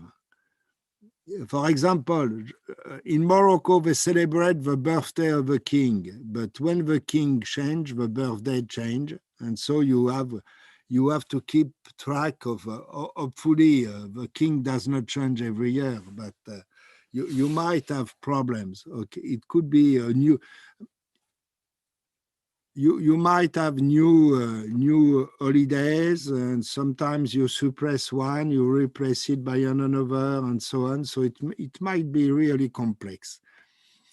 You have substitute days. For example, in some countries, for like UK, Canada, but other countries, Angola, for example, you decide that if a holiday falls during a weekend, then the Monday is off. You see what I mean? If, for example, the holiday falls a Sunday, as the Sunday is closed, usually closed, you will give the Monday off. So you have some kind of report day, substitute days. You have some kind, sometimes you have special days. For example, when Cameroon won the African Championship of football, of soccer, they decided a special day off, okay? So it had, I mean, curiously, it had a very huge impact on retail trade because people were buying a lot of things to celebrate the victory. Anyway, so usually exception is the rule. You have a lot of different across country, and even sometimes you have provincial specificities in Germany, in Canada, in India. In India, they have a lot of specificities. This is the only calendar I know, but I will learn more soon, I guess, with ASEAN countries, that has, in the official calendar, you have the three religions are concerned: Christian, Muslim people, and Hindu people. So you have festival for the three different religions. They are official. So it's a very, very complex calendar because it mixes three different calendars. So it's very often, it becomes really very quickly very complex. So the rule, I mean, you will see that sometimes it doesn't worth it. You are going to work a lot to have a national calendar, and at the end of the day, you will see that it has no impact, or very few impact. Why? Because very often the businesses anticipate the calendar. So they say, for example, next week we have a day off, so we will increase the production this week slightly to compensate. And after, so at the end, you do not see any difference. You do not see any calendar effect. But sometimes you have calendar effects. So we will try to keep it as simple as possible. Okay. I'm sorry. Okay. Just to show you something very curious. This is the picture of a tombstone in England. So it's serious. I mean, it's not a joke. What I'm going to read is not a joke. It's really serious. So here you have written on the tombstone, here is the body of Votes. Basically, it's Old English, but it tells you about a boy who was born on May 13 of 1683 and died on February 19 of the same year. So he was born in May and he died in February of the same year. So it looks completely insane. But at this date, in fact, the year was starting in March 25th, okay? Why? Because this is spring. And so it's quite, if you think about it, for Western people, spring should be the new year. And it was so at this time. It was during March that you had the new year. It took a long time. I mean, it took a long time to accept that the year started on January 1st in the Gregorian calendar. Anyway, and we still have, if you think, perhaps it's something you never really noticed, but it's still in the calendar. Let me just remind you the name of the month. So January, February, March, April, May, June, July, August, and suddenly it changed. September, October, November, December. So what does it mean? September, it's the month number 7. October, month number 8. So if September is the 7th month, what is the first one? It's March. So in the name of the month, you can see that the year was starting before in March and ending in February. That's why we remove or add a day at the end of the year, which was February. So this is why I told you that the Gregorian calendar is not very serious, if I can say so. It's always strange. You have a lot of stories behind. Anyway, let us come back to statistics. How can I model the trading day effect? The basic idea is very simple. You remember that I have this additive model. Trend cycle, seasonal component, outlier, trading day, moving holiday. I will suppose that I focus on the trading day effect, okay? So let us suppose I have nothing around, okay, except the trading day effect. So I want to measure the impact of the days on the series itself, X sub t. So I could say, for example, I will compute several regressors, one for each kind of day, Monday, Tuesday, Wednesday, Thursday, and so on, which is the number of days of Monday in the month T. So N1T will be number of Mondays in month T, N2T will be number of Thursday in month T, and so on. So I can do this kind of modeling. I have X sub T, and I have my 7 regressors, and I want to measure the impact of each day in the month, okay, plus a residual, which is usually now an ARIMA modeling, okay, as I discussed that this morning. But it does, so you see that in the model we are going to estimate the weight, the impact of a Monday is independent of time. So you will suppose that it's a constant impact across time. So the Monday, the size of the impact of a Monday will be the same at the beginning of your series and at the end of the series. This is not very relevant right now. So this kind of model usually cannot be applied, safely applied, if you have a very long time series, because things are changing a lot in some countries. For example, in European countries, the shops are more and more open on Sunday. They were not open during Sunday before. So nowadays, the weight of a Sunday is increasing, and you cannot suppose that it's still constant on the complete period. So anyway, it could be okay for your country, but you have to pay attention to this kind of hypothesis. So if you do that, unfortunately, it doesn't work. It doesn't work very well. you will have a very, very unstable model. I'm not going to explain why in this basic training, but you must know that you cannot do that directly, and JDemetra is not going to do that. In fact, JDemetra is going to use what we call contrast. And if you do contrast, in fact, you are not going to use, you are going to use the regressors, the same regressors, which are the number of days of Monday, of Tuesday, and so on. But you will use contrast, which is here the number of Mondays, for example, minus the number of Sundays.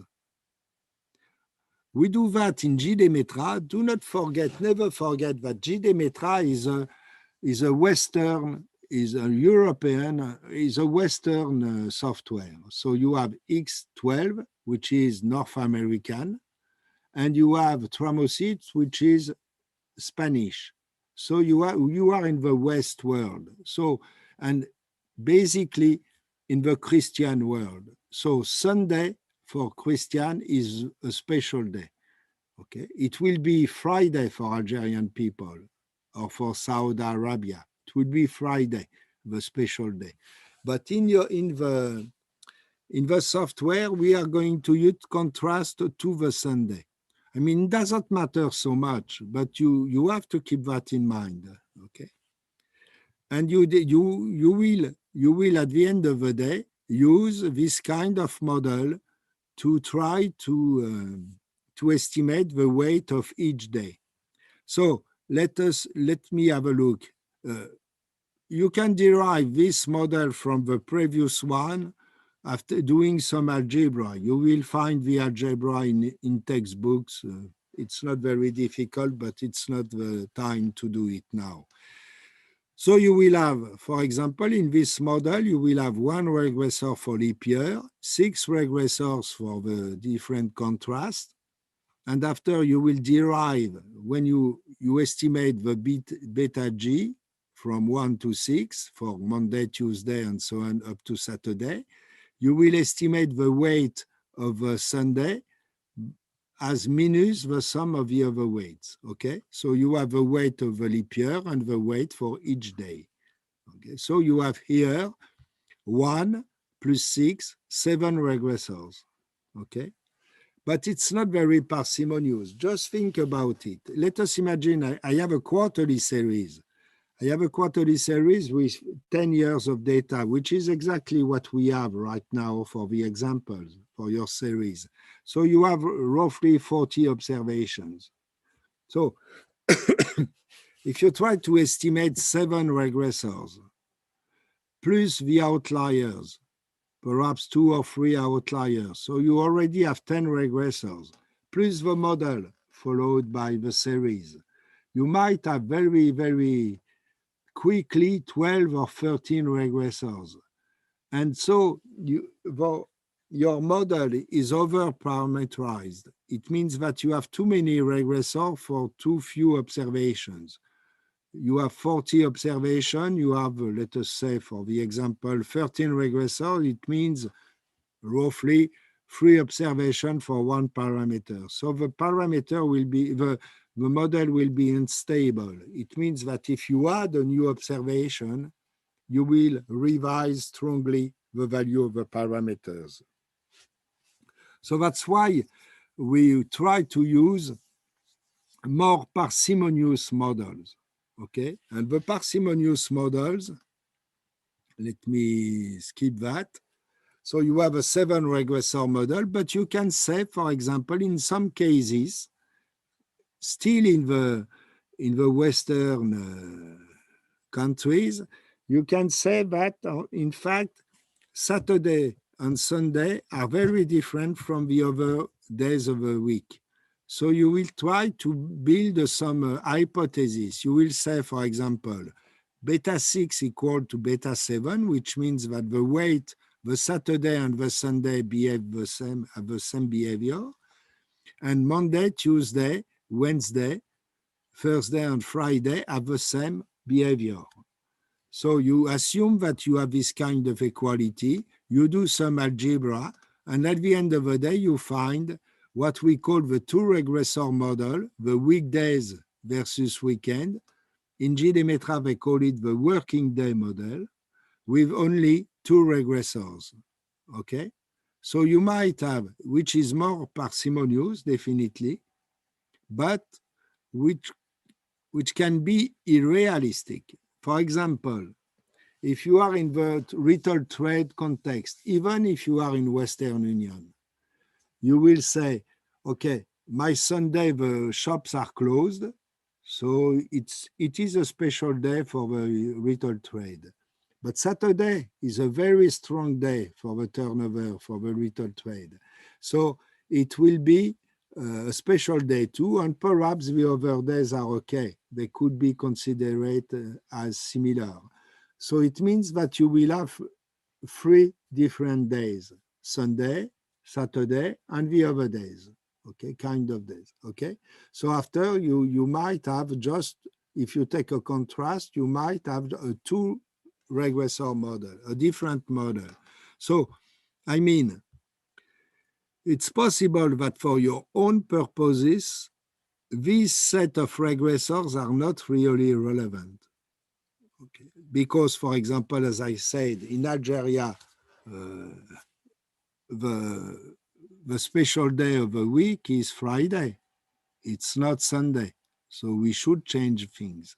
So this advocates for the construction of a national calendar and with your own regressors. And you can do that in JDemetra. You can import in JDemetra your own calendar, and you can import in JDemetra your own regressors. You can do that.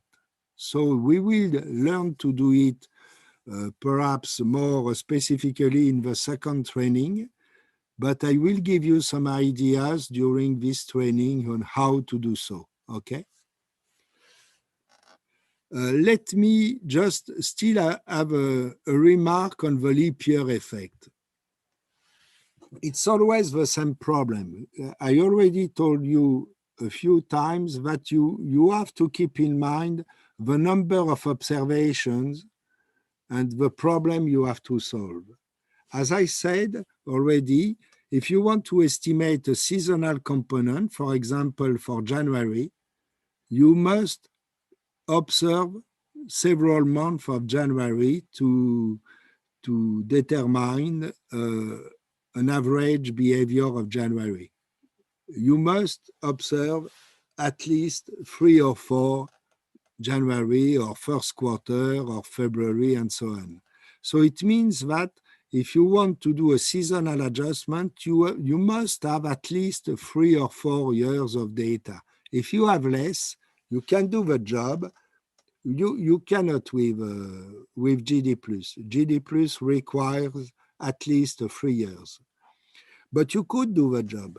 The point is that your estimate will be very, very unstable, because if you add a month of January, you will change considerably the estimate of a seasonal component for January. So you always have this kind of, you must be of parsimony. So you must always have in mind the number of regressors, the problem you want to solve, and the number of observations. This is why, for example, if you want to estimate a leap year effect, you will have a problem, because to estimate what is the leap year effect. The leap year effect is the effect, the difference between a month with 28 days and a month with 29 days. Okay, so to do that, I need to observe month with 28 days, 9 days, to compute the difference between a month of 9 days and a month with 28 days. So at least I need three observation of a leap year. But if I need 3 observation, it means that my series must do, the length of my series is at minimum of 8 years. Because I need to have three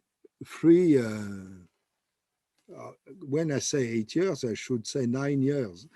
but to be sure that you have 3 leap years. So you must have a quite long time series to estimate the leap year effect. In fact, we made some experiments with a student of mine just to see what's going on.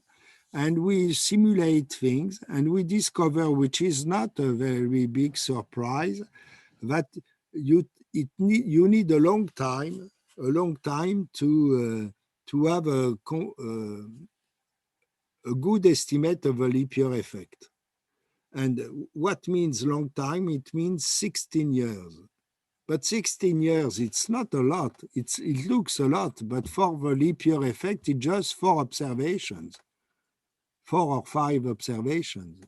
So it's just basic common sense. If you want to have a stable estimate, you need to have a sufficient number of observations.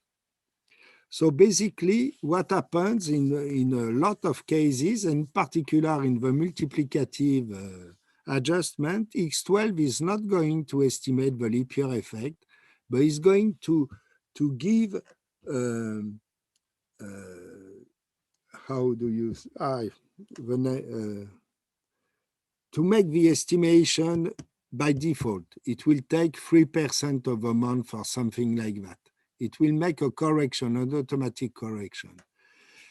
Some countries are doing so. For example, Italian people never correct from the leap year effect. And I think they are right. They estimate the leap year effect from outside. They do not let the Regarima model do the job. Anyway, so you know that now, that you must keep that in mind. You always must make the balance between the number of regressors, what you want to do, and the number of observations you have, okay? So what are, as I told you, these 2 models, the 7 or 6 regressor, if you take or not into account the leap year effect, or the 2 regressor model, if you take or not into 2 or 1 regressor model, if you take or not into account the leap year. These effects are in fact 2 simple models. As I told you, they do not take into account national specificities, and in some occasions it could be dramatic. Let me comment this point. I told you it could look a bit curious, because on the one hand, I told you there's no calendar effect in quarterly national accounts. And on the other hand, I'm telling you, you will have to compute a national calendar, your national calendar. So why should you, if you are involved in quarterly national accounts, why should you compute your calendar? Because it has no effect. This is a serious problem, and in fact, you have to do it. Why? Because people will never trust you if you say, I do not take into account the calendar effects. Because people and yourself, you are going to tell me, when I tell you there's no calendar effects in quarterly national accounts, you do not trust me. I'm sure. You say, no, it's not possible. Of course, it has an impact. It should have an impact. There's no impact. I'm sure of that, because this is my experience. I worked with 20, 30 countries around the world, and I never saw a single real trading day effect in quarterly national accounts. So I am a statistician. So I say there's no calendar effect in quarterly national accounts. But your users won't trust you if you do not estimate this calendar effect. They will trust you if you say, we try to do the estimation and we do not find any significant effect. And these are the reasons why I do not find any significant effect. And this is the calendar I used. This is how I took into account the specificities of a country. So there's no choice, you have no choice. You must build a calendar for each country, even if its calendar for quarterly data have very, very few impact. You must do it. So people could trust your figures. Okay, so it does, these models do not take into account national specificities, and we will have to do something for that. You have two sets of regressor only, 1 or 6 contrast, and the reality is usually more complex. The effects are constant over time, which is not always the case. So you need more flexibility. You need to construct and adapt a regressor. You need to do the job yourself, and hopefully JDemetra can help you to do that and can use your own regressor. You can impose to JDemetra your own regressors, but you have to be very prudent on the construction of these regressors. Okay? So let me give you an example on how you can take the national calendar into consideration. It's very often the case in mathematics or in statistics. To solve a small problem, you are going to make it much more complex. And because you make it more complex, it will be easier to solve. It's paradoxal, but it works. So you are going to say, for example, I will build a model with 15 variables, 15 instead of 7 or 8 variables. I will use 15 variables. So I will make a distinction between Monday off and Monday in. So each kind of day is either off or in. So I have 7 days, so 14 days, plus the leap year effect. So I will write this kind of model, leap year effect plus 14 regressors. Okay, so the first 7 regressors are the number of Mondays in, Tuesdays in, and so on, Sundays in, and after you have a Mondays off, Tuesdays off, Sundays off. Of course, it's not parsimonious. Of course, we know that. So now you are going to make a hypothesis on your days to make them to make your model more parsimonious. So, for example, it is true for the French case and for the Western case. I will say that all days off are equivalent to a Sunday. Because for us, Sunday is off, everything is closed, and during a day off, everything is closed. So I will say, okay, beta 7, which is the weight of a Sunday in, is equal to beta 8, the weight of a Monday in, and so on, up to the weight of a Saturday in. And after I do some algebra, and I will obtain this kind of model with 7 regressors again. But you can do a lot of other models. You can build really your own model. The only problem is with a seasonal component. It means it's too difficult to explain, but when you do this kind of thing, you are not sure now that your regressors do not have a seasonal component in it. And remember that in our model, the only seasonal component should be the seasonality. You should not have in any other, in the trend cycle, irregular or everywhere, you should not have any seasonality, except in the seasonal component. Okay, so I will explain you later, perhaps next week, perhaps we will do it. I don't know, I'm not sure. But perhaps I will try to work a bit with Leah and Siska to see if we can take an example, a short example.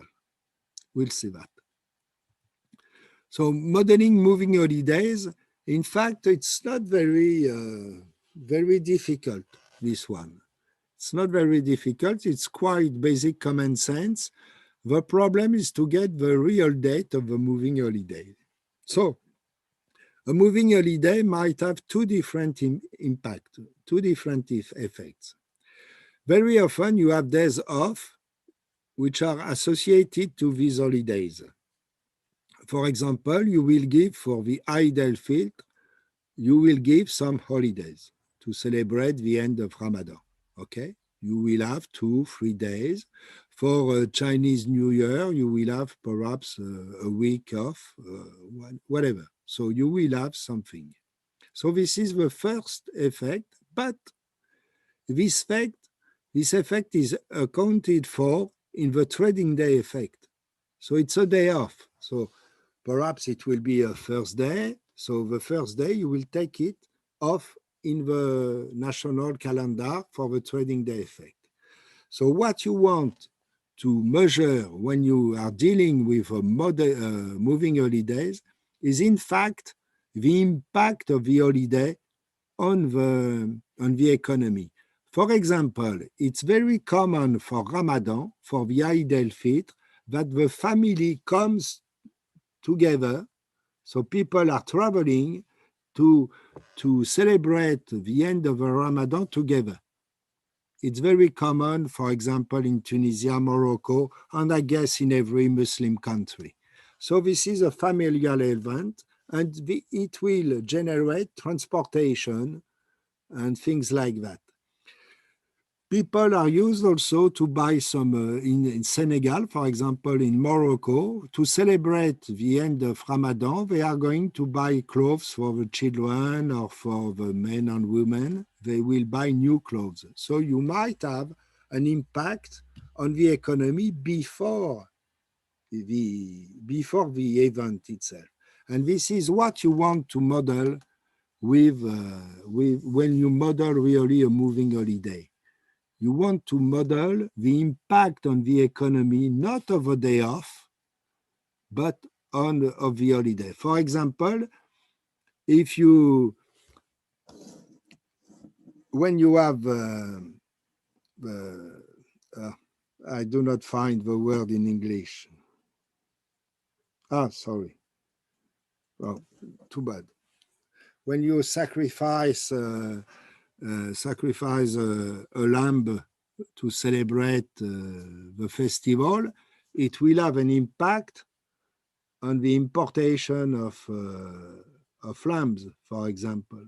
So several days before the event, you might have an impact on the imports for some things, okay? And this is this effect you want to capture. Do you have any question on that? Is it clear for everyone, the difference between the two effects? Yeah? Do you hear me? Yes. Okay. Sometimes I'm saying you are sleeping, but you are not. Okay. Okay, you're there. Wonderful. So this is this kind of effect you want to measure. Okay. So, for example, Easter, as I told you, Easter, you have Easter in, it's a built-in, it's built-in JDemetra. You have Easter because, as I told you, this is a Western software designed by Western countries. They celebrate Easter. And so you have Easter in the software. By the way, we should have, and we will have, in the next version of JDemetra, we will have a Chinese New Year, we will have Jewish holidays and things like that, because it's very easy. It's easy. It's an algorithm. You can compute the dates. It's more tricky for Ramadan, for the Islamic festivals, because you cannot know the date before.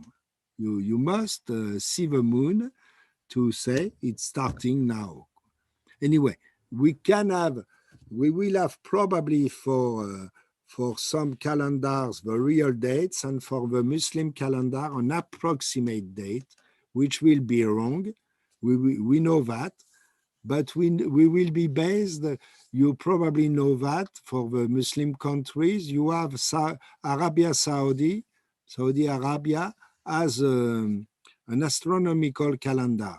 They do not use it really, but they publish an algorithm which is supposed to give you the date of each festival, okay, the precise date of the calendar. So we will probably use this algorithm, which is an official algorithm, to give an idea of Muslim dates in JDemetra Plus.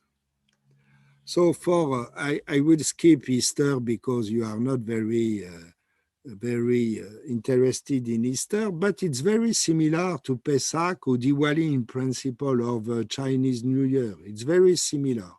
In fact, what you are going to do is to try to estimate the activity. You suppose that the activity is affected the W days before the Easter Sunday. You could say the Chinese New Year, you could say Ramadan, you could say, if you know things, and you will suppose, for example, that you have a constant effect. Let me show you what you can do. For example, this is what you suppose this is your, here you have a date of your event, okay? You have a date of it. I will take the second one. I prefer the second one. So you suppose, for example, that you have here the month M-1, the previous month, and the month here, okay? You suppose that the month M-1 finish, it's in gray, so it finished there.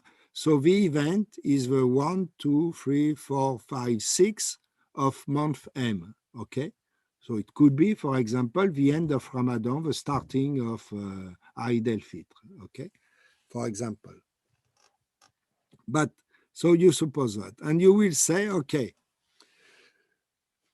the impact of the economy I want to study start, in fact, 9 days before the event.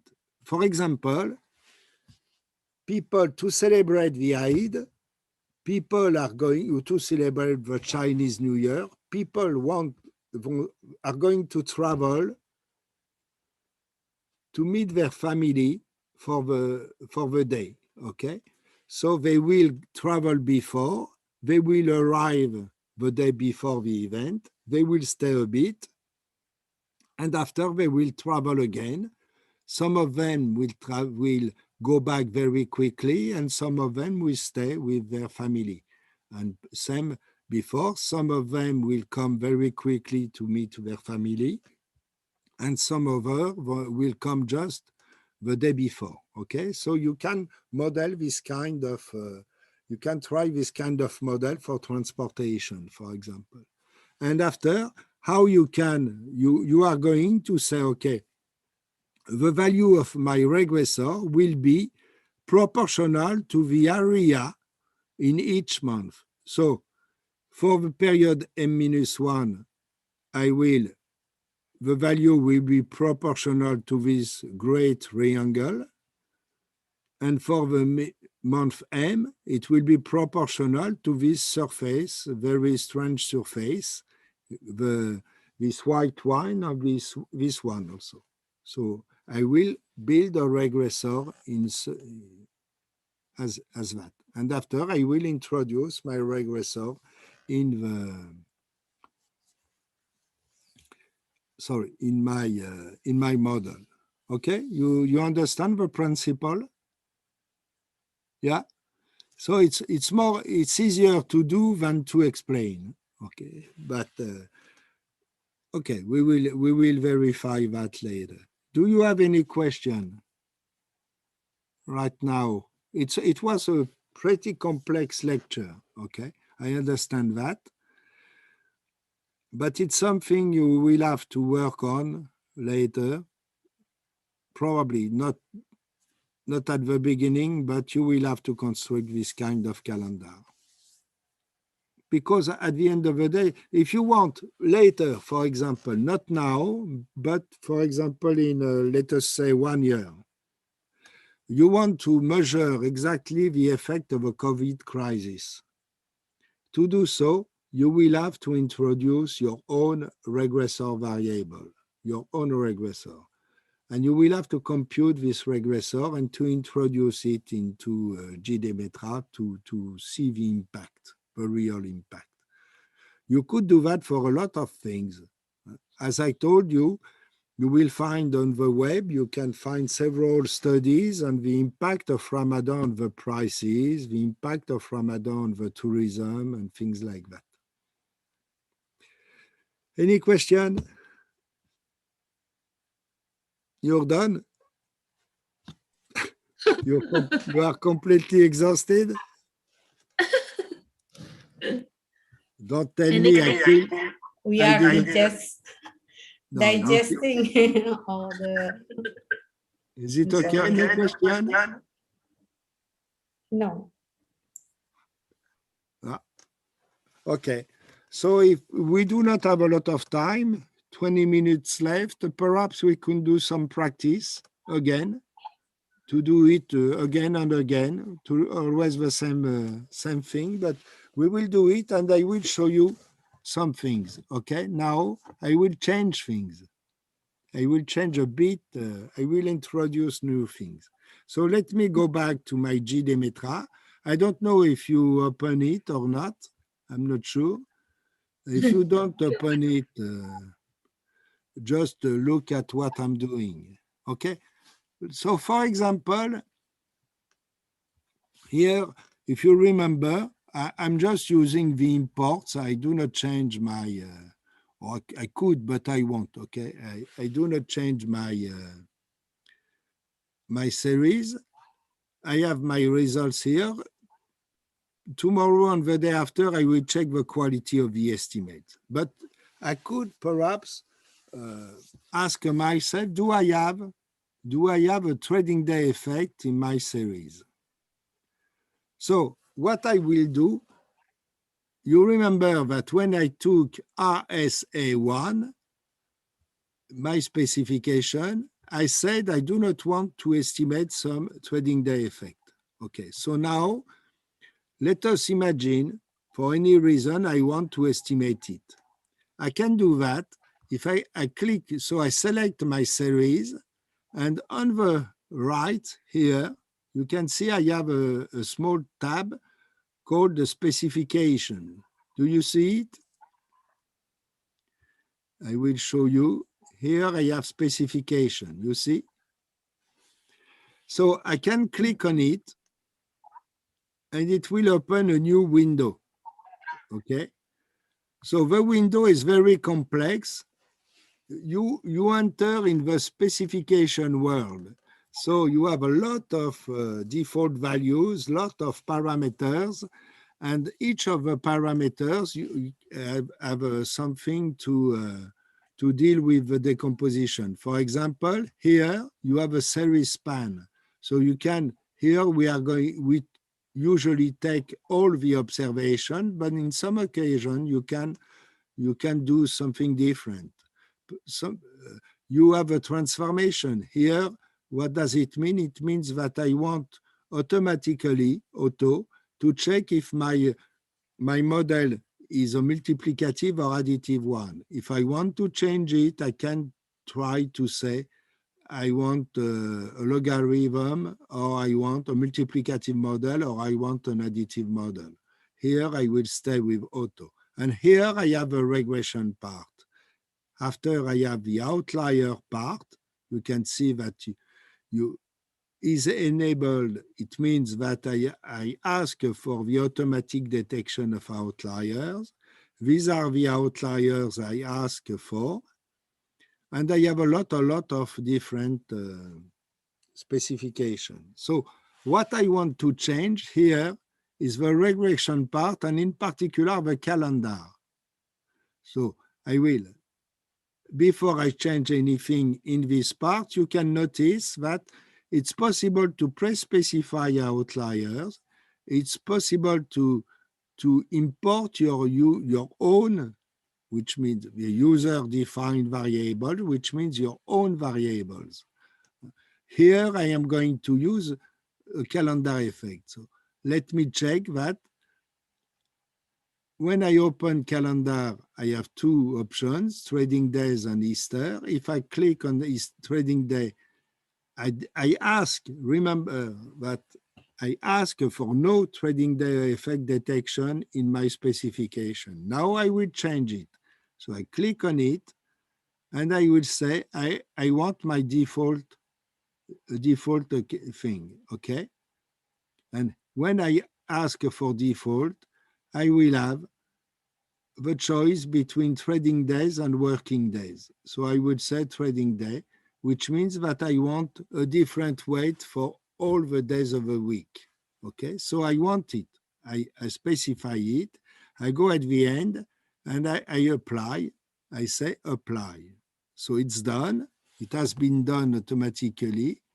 And now it has been done. And so I see that I have no trading day effect. Even if I ask for them, the software could not detect it. It's not a surprise.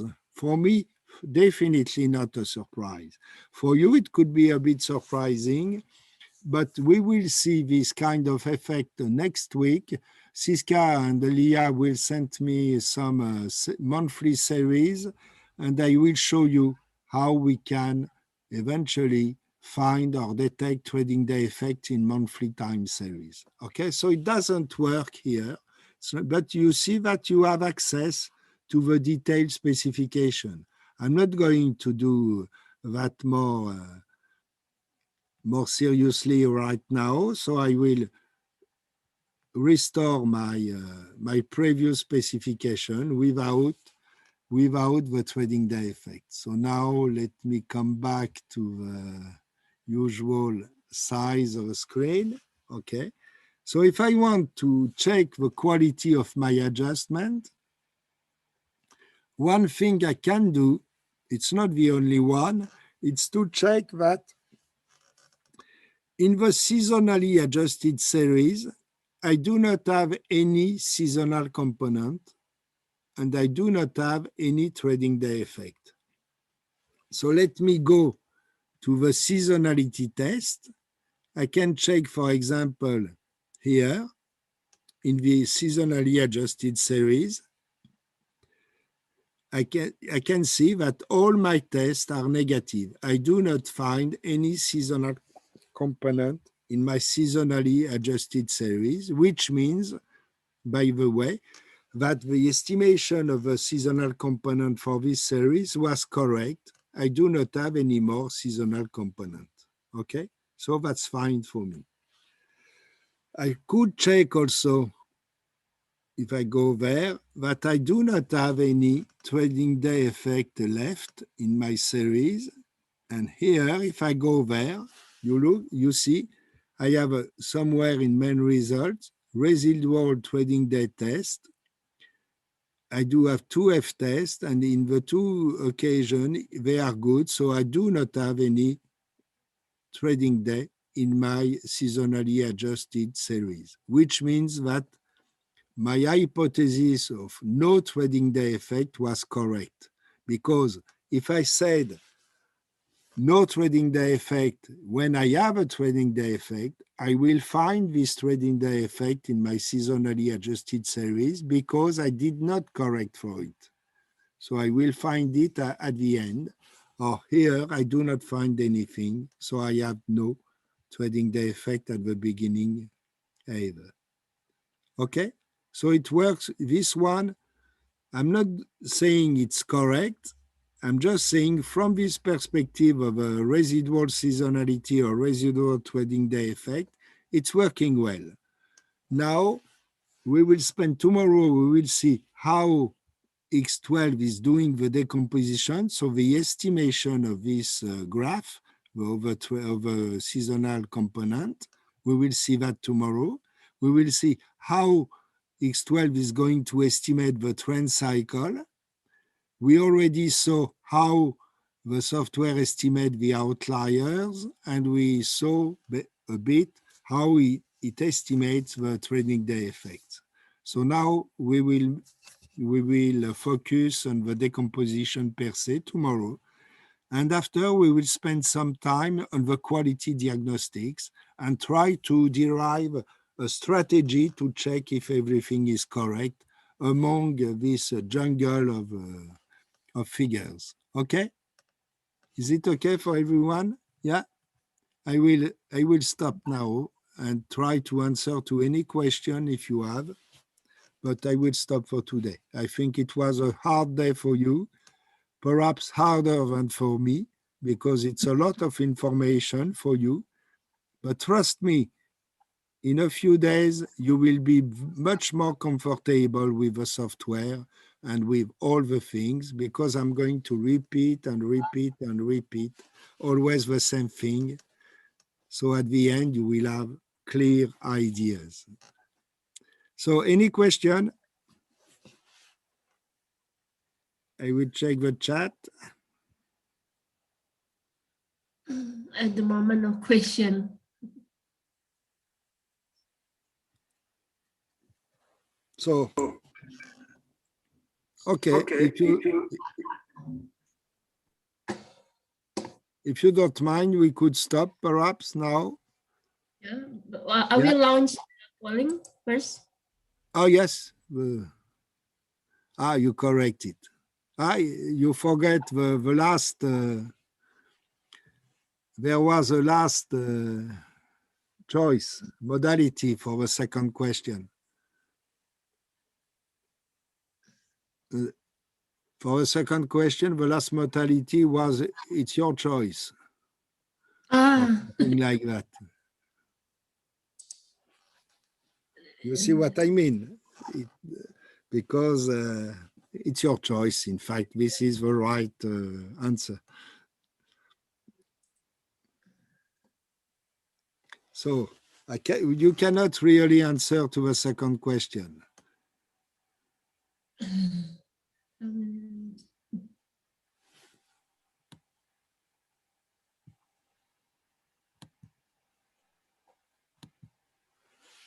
On est obligé de répondre à toutes les questions pour soumettre. Oh, sorry. You are obliged to answer to every question to submit. Yeah. So I will answer something wrong. Okay. I'm obliged to.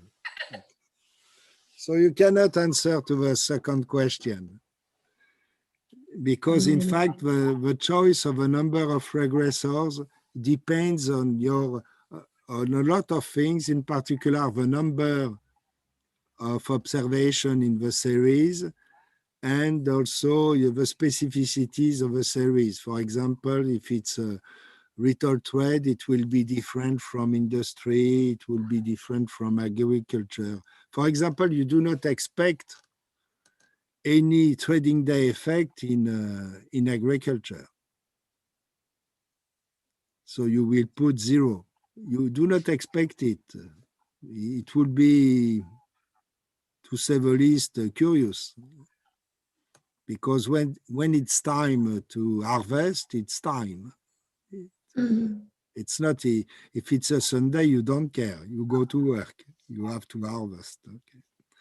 But anyway, what are the results? You got the results? See, Ska? Yeah, only 9%, 10. They are sleeping. Everyone is sleeping. 50% or no, thinking, still thinking. Still thinking.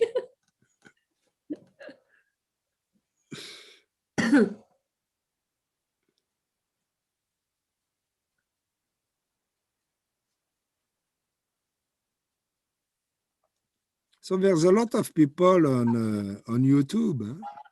Yes. 16, it's a lot. First day is like almost 20 people. The second day, like 18. Today is.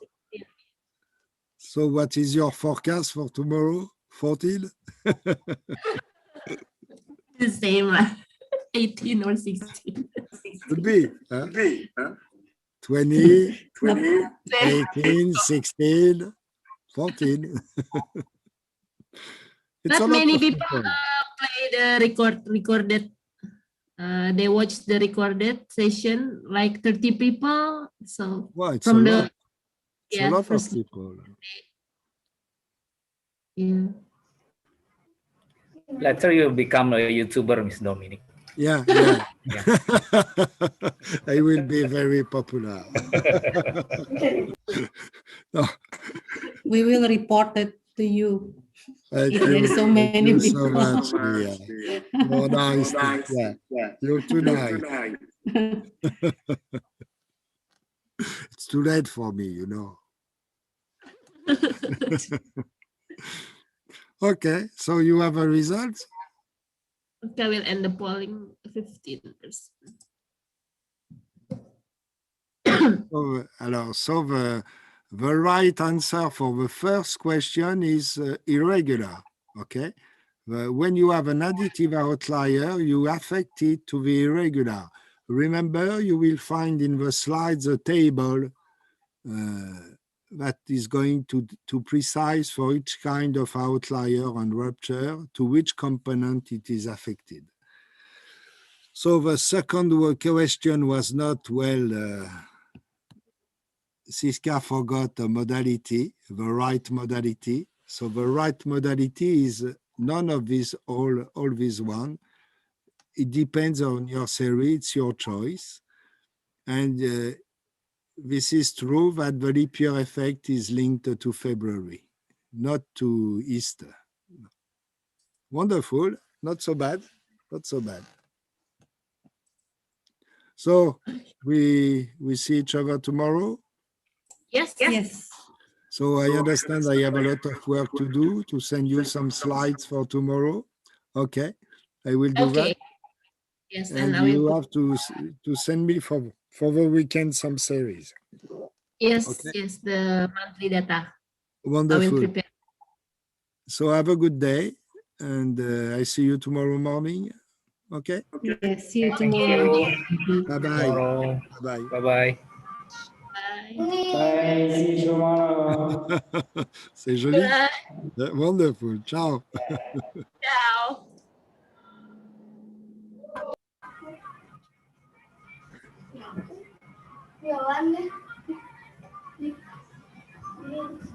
Lo feedback.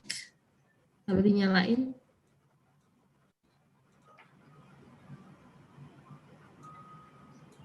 Oke. Still Kita live. mau meeting itu Mbak Bro kapan ya? Aku share link. Boleh. Meeting itu untuk Masih live.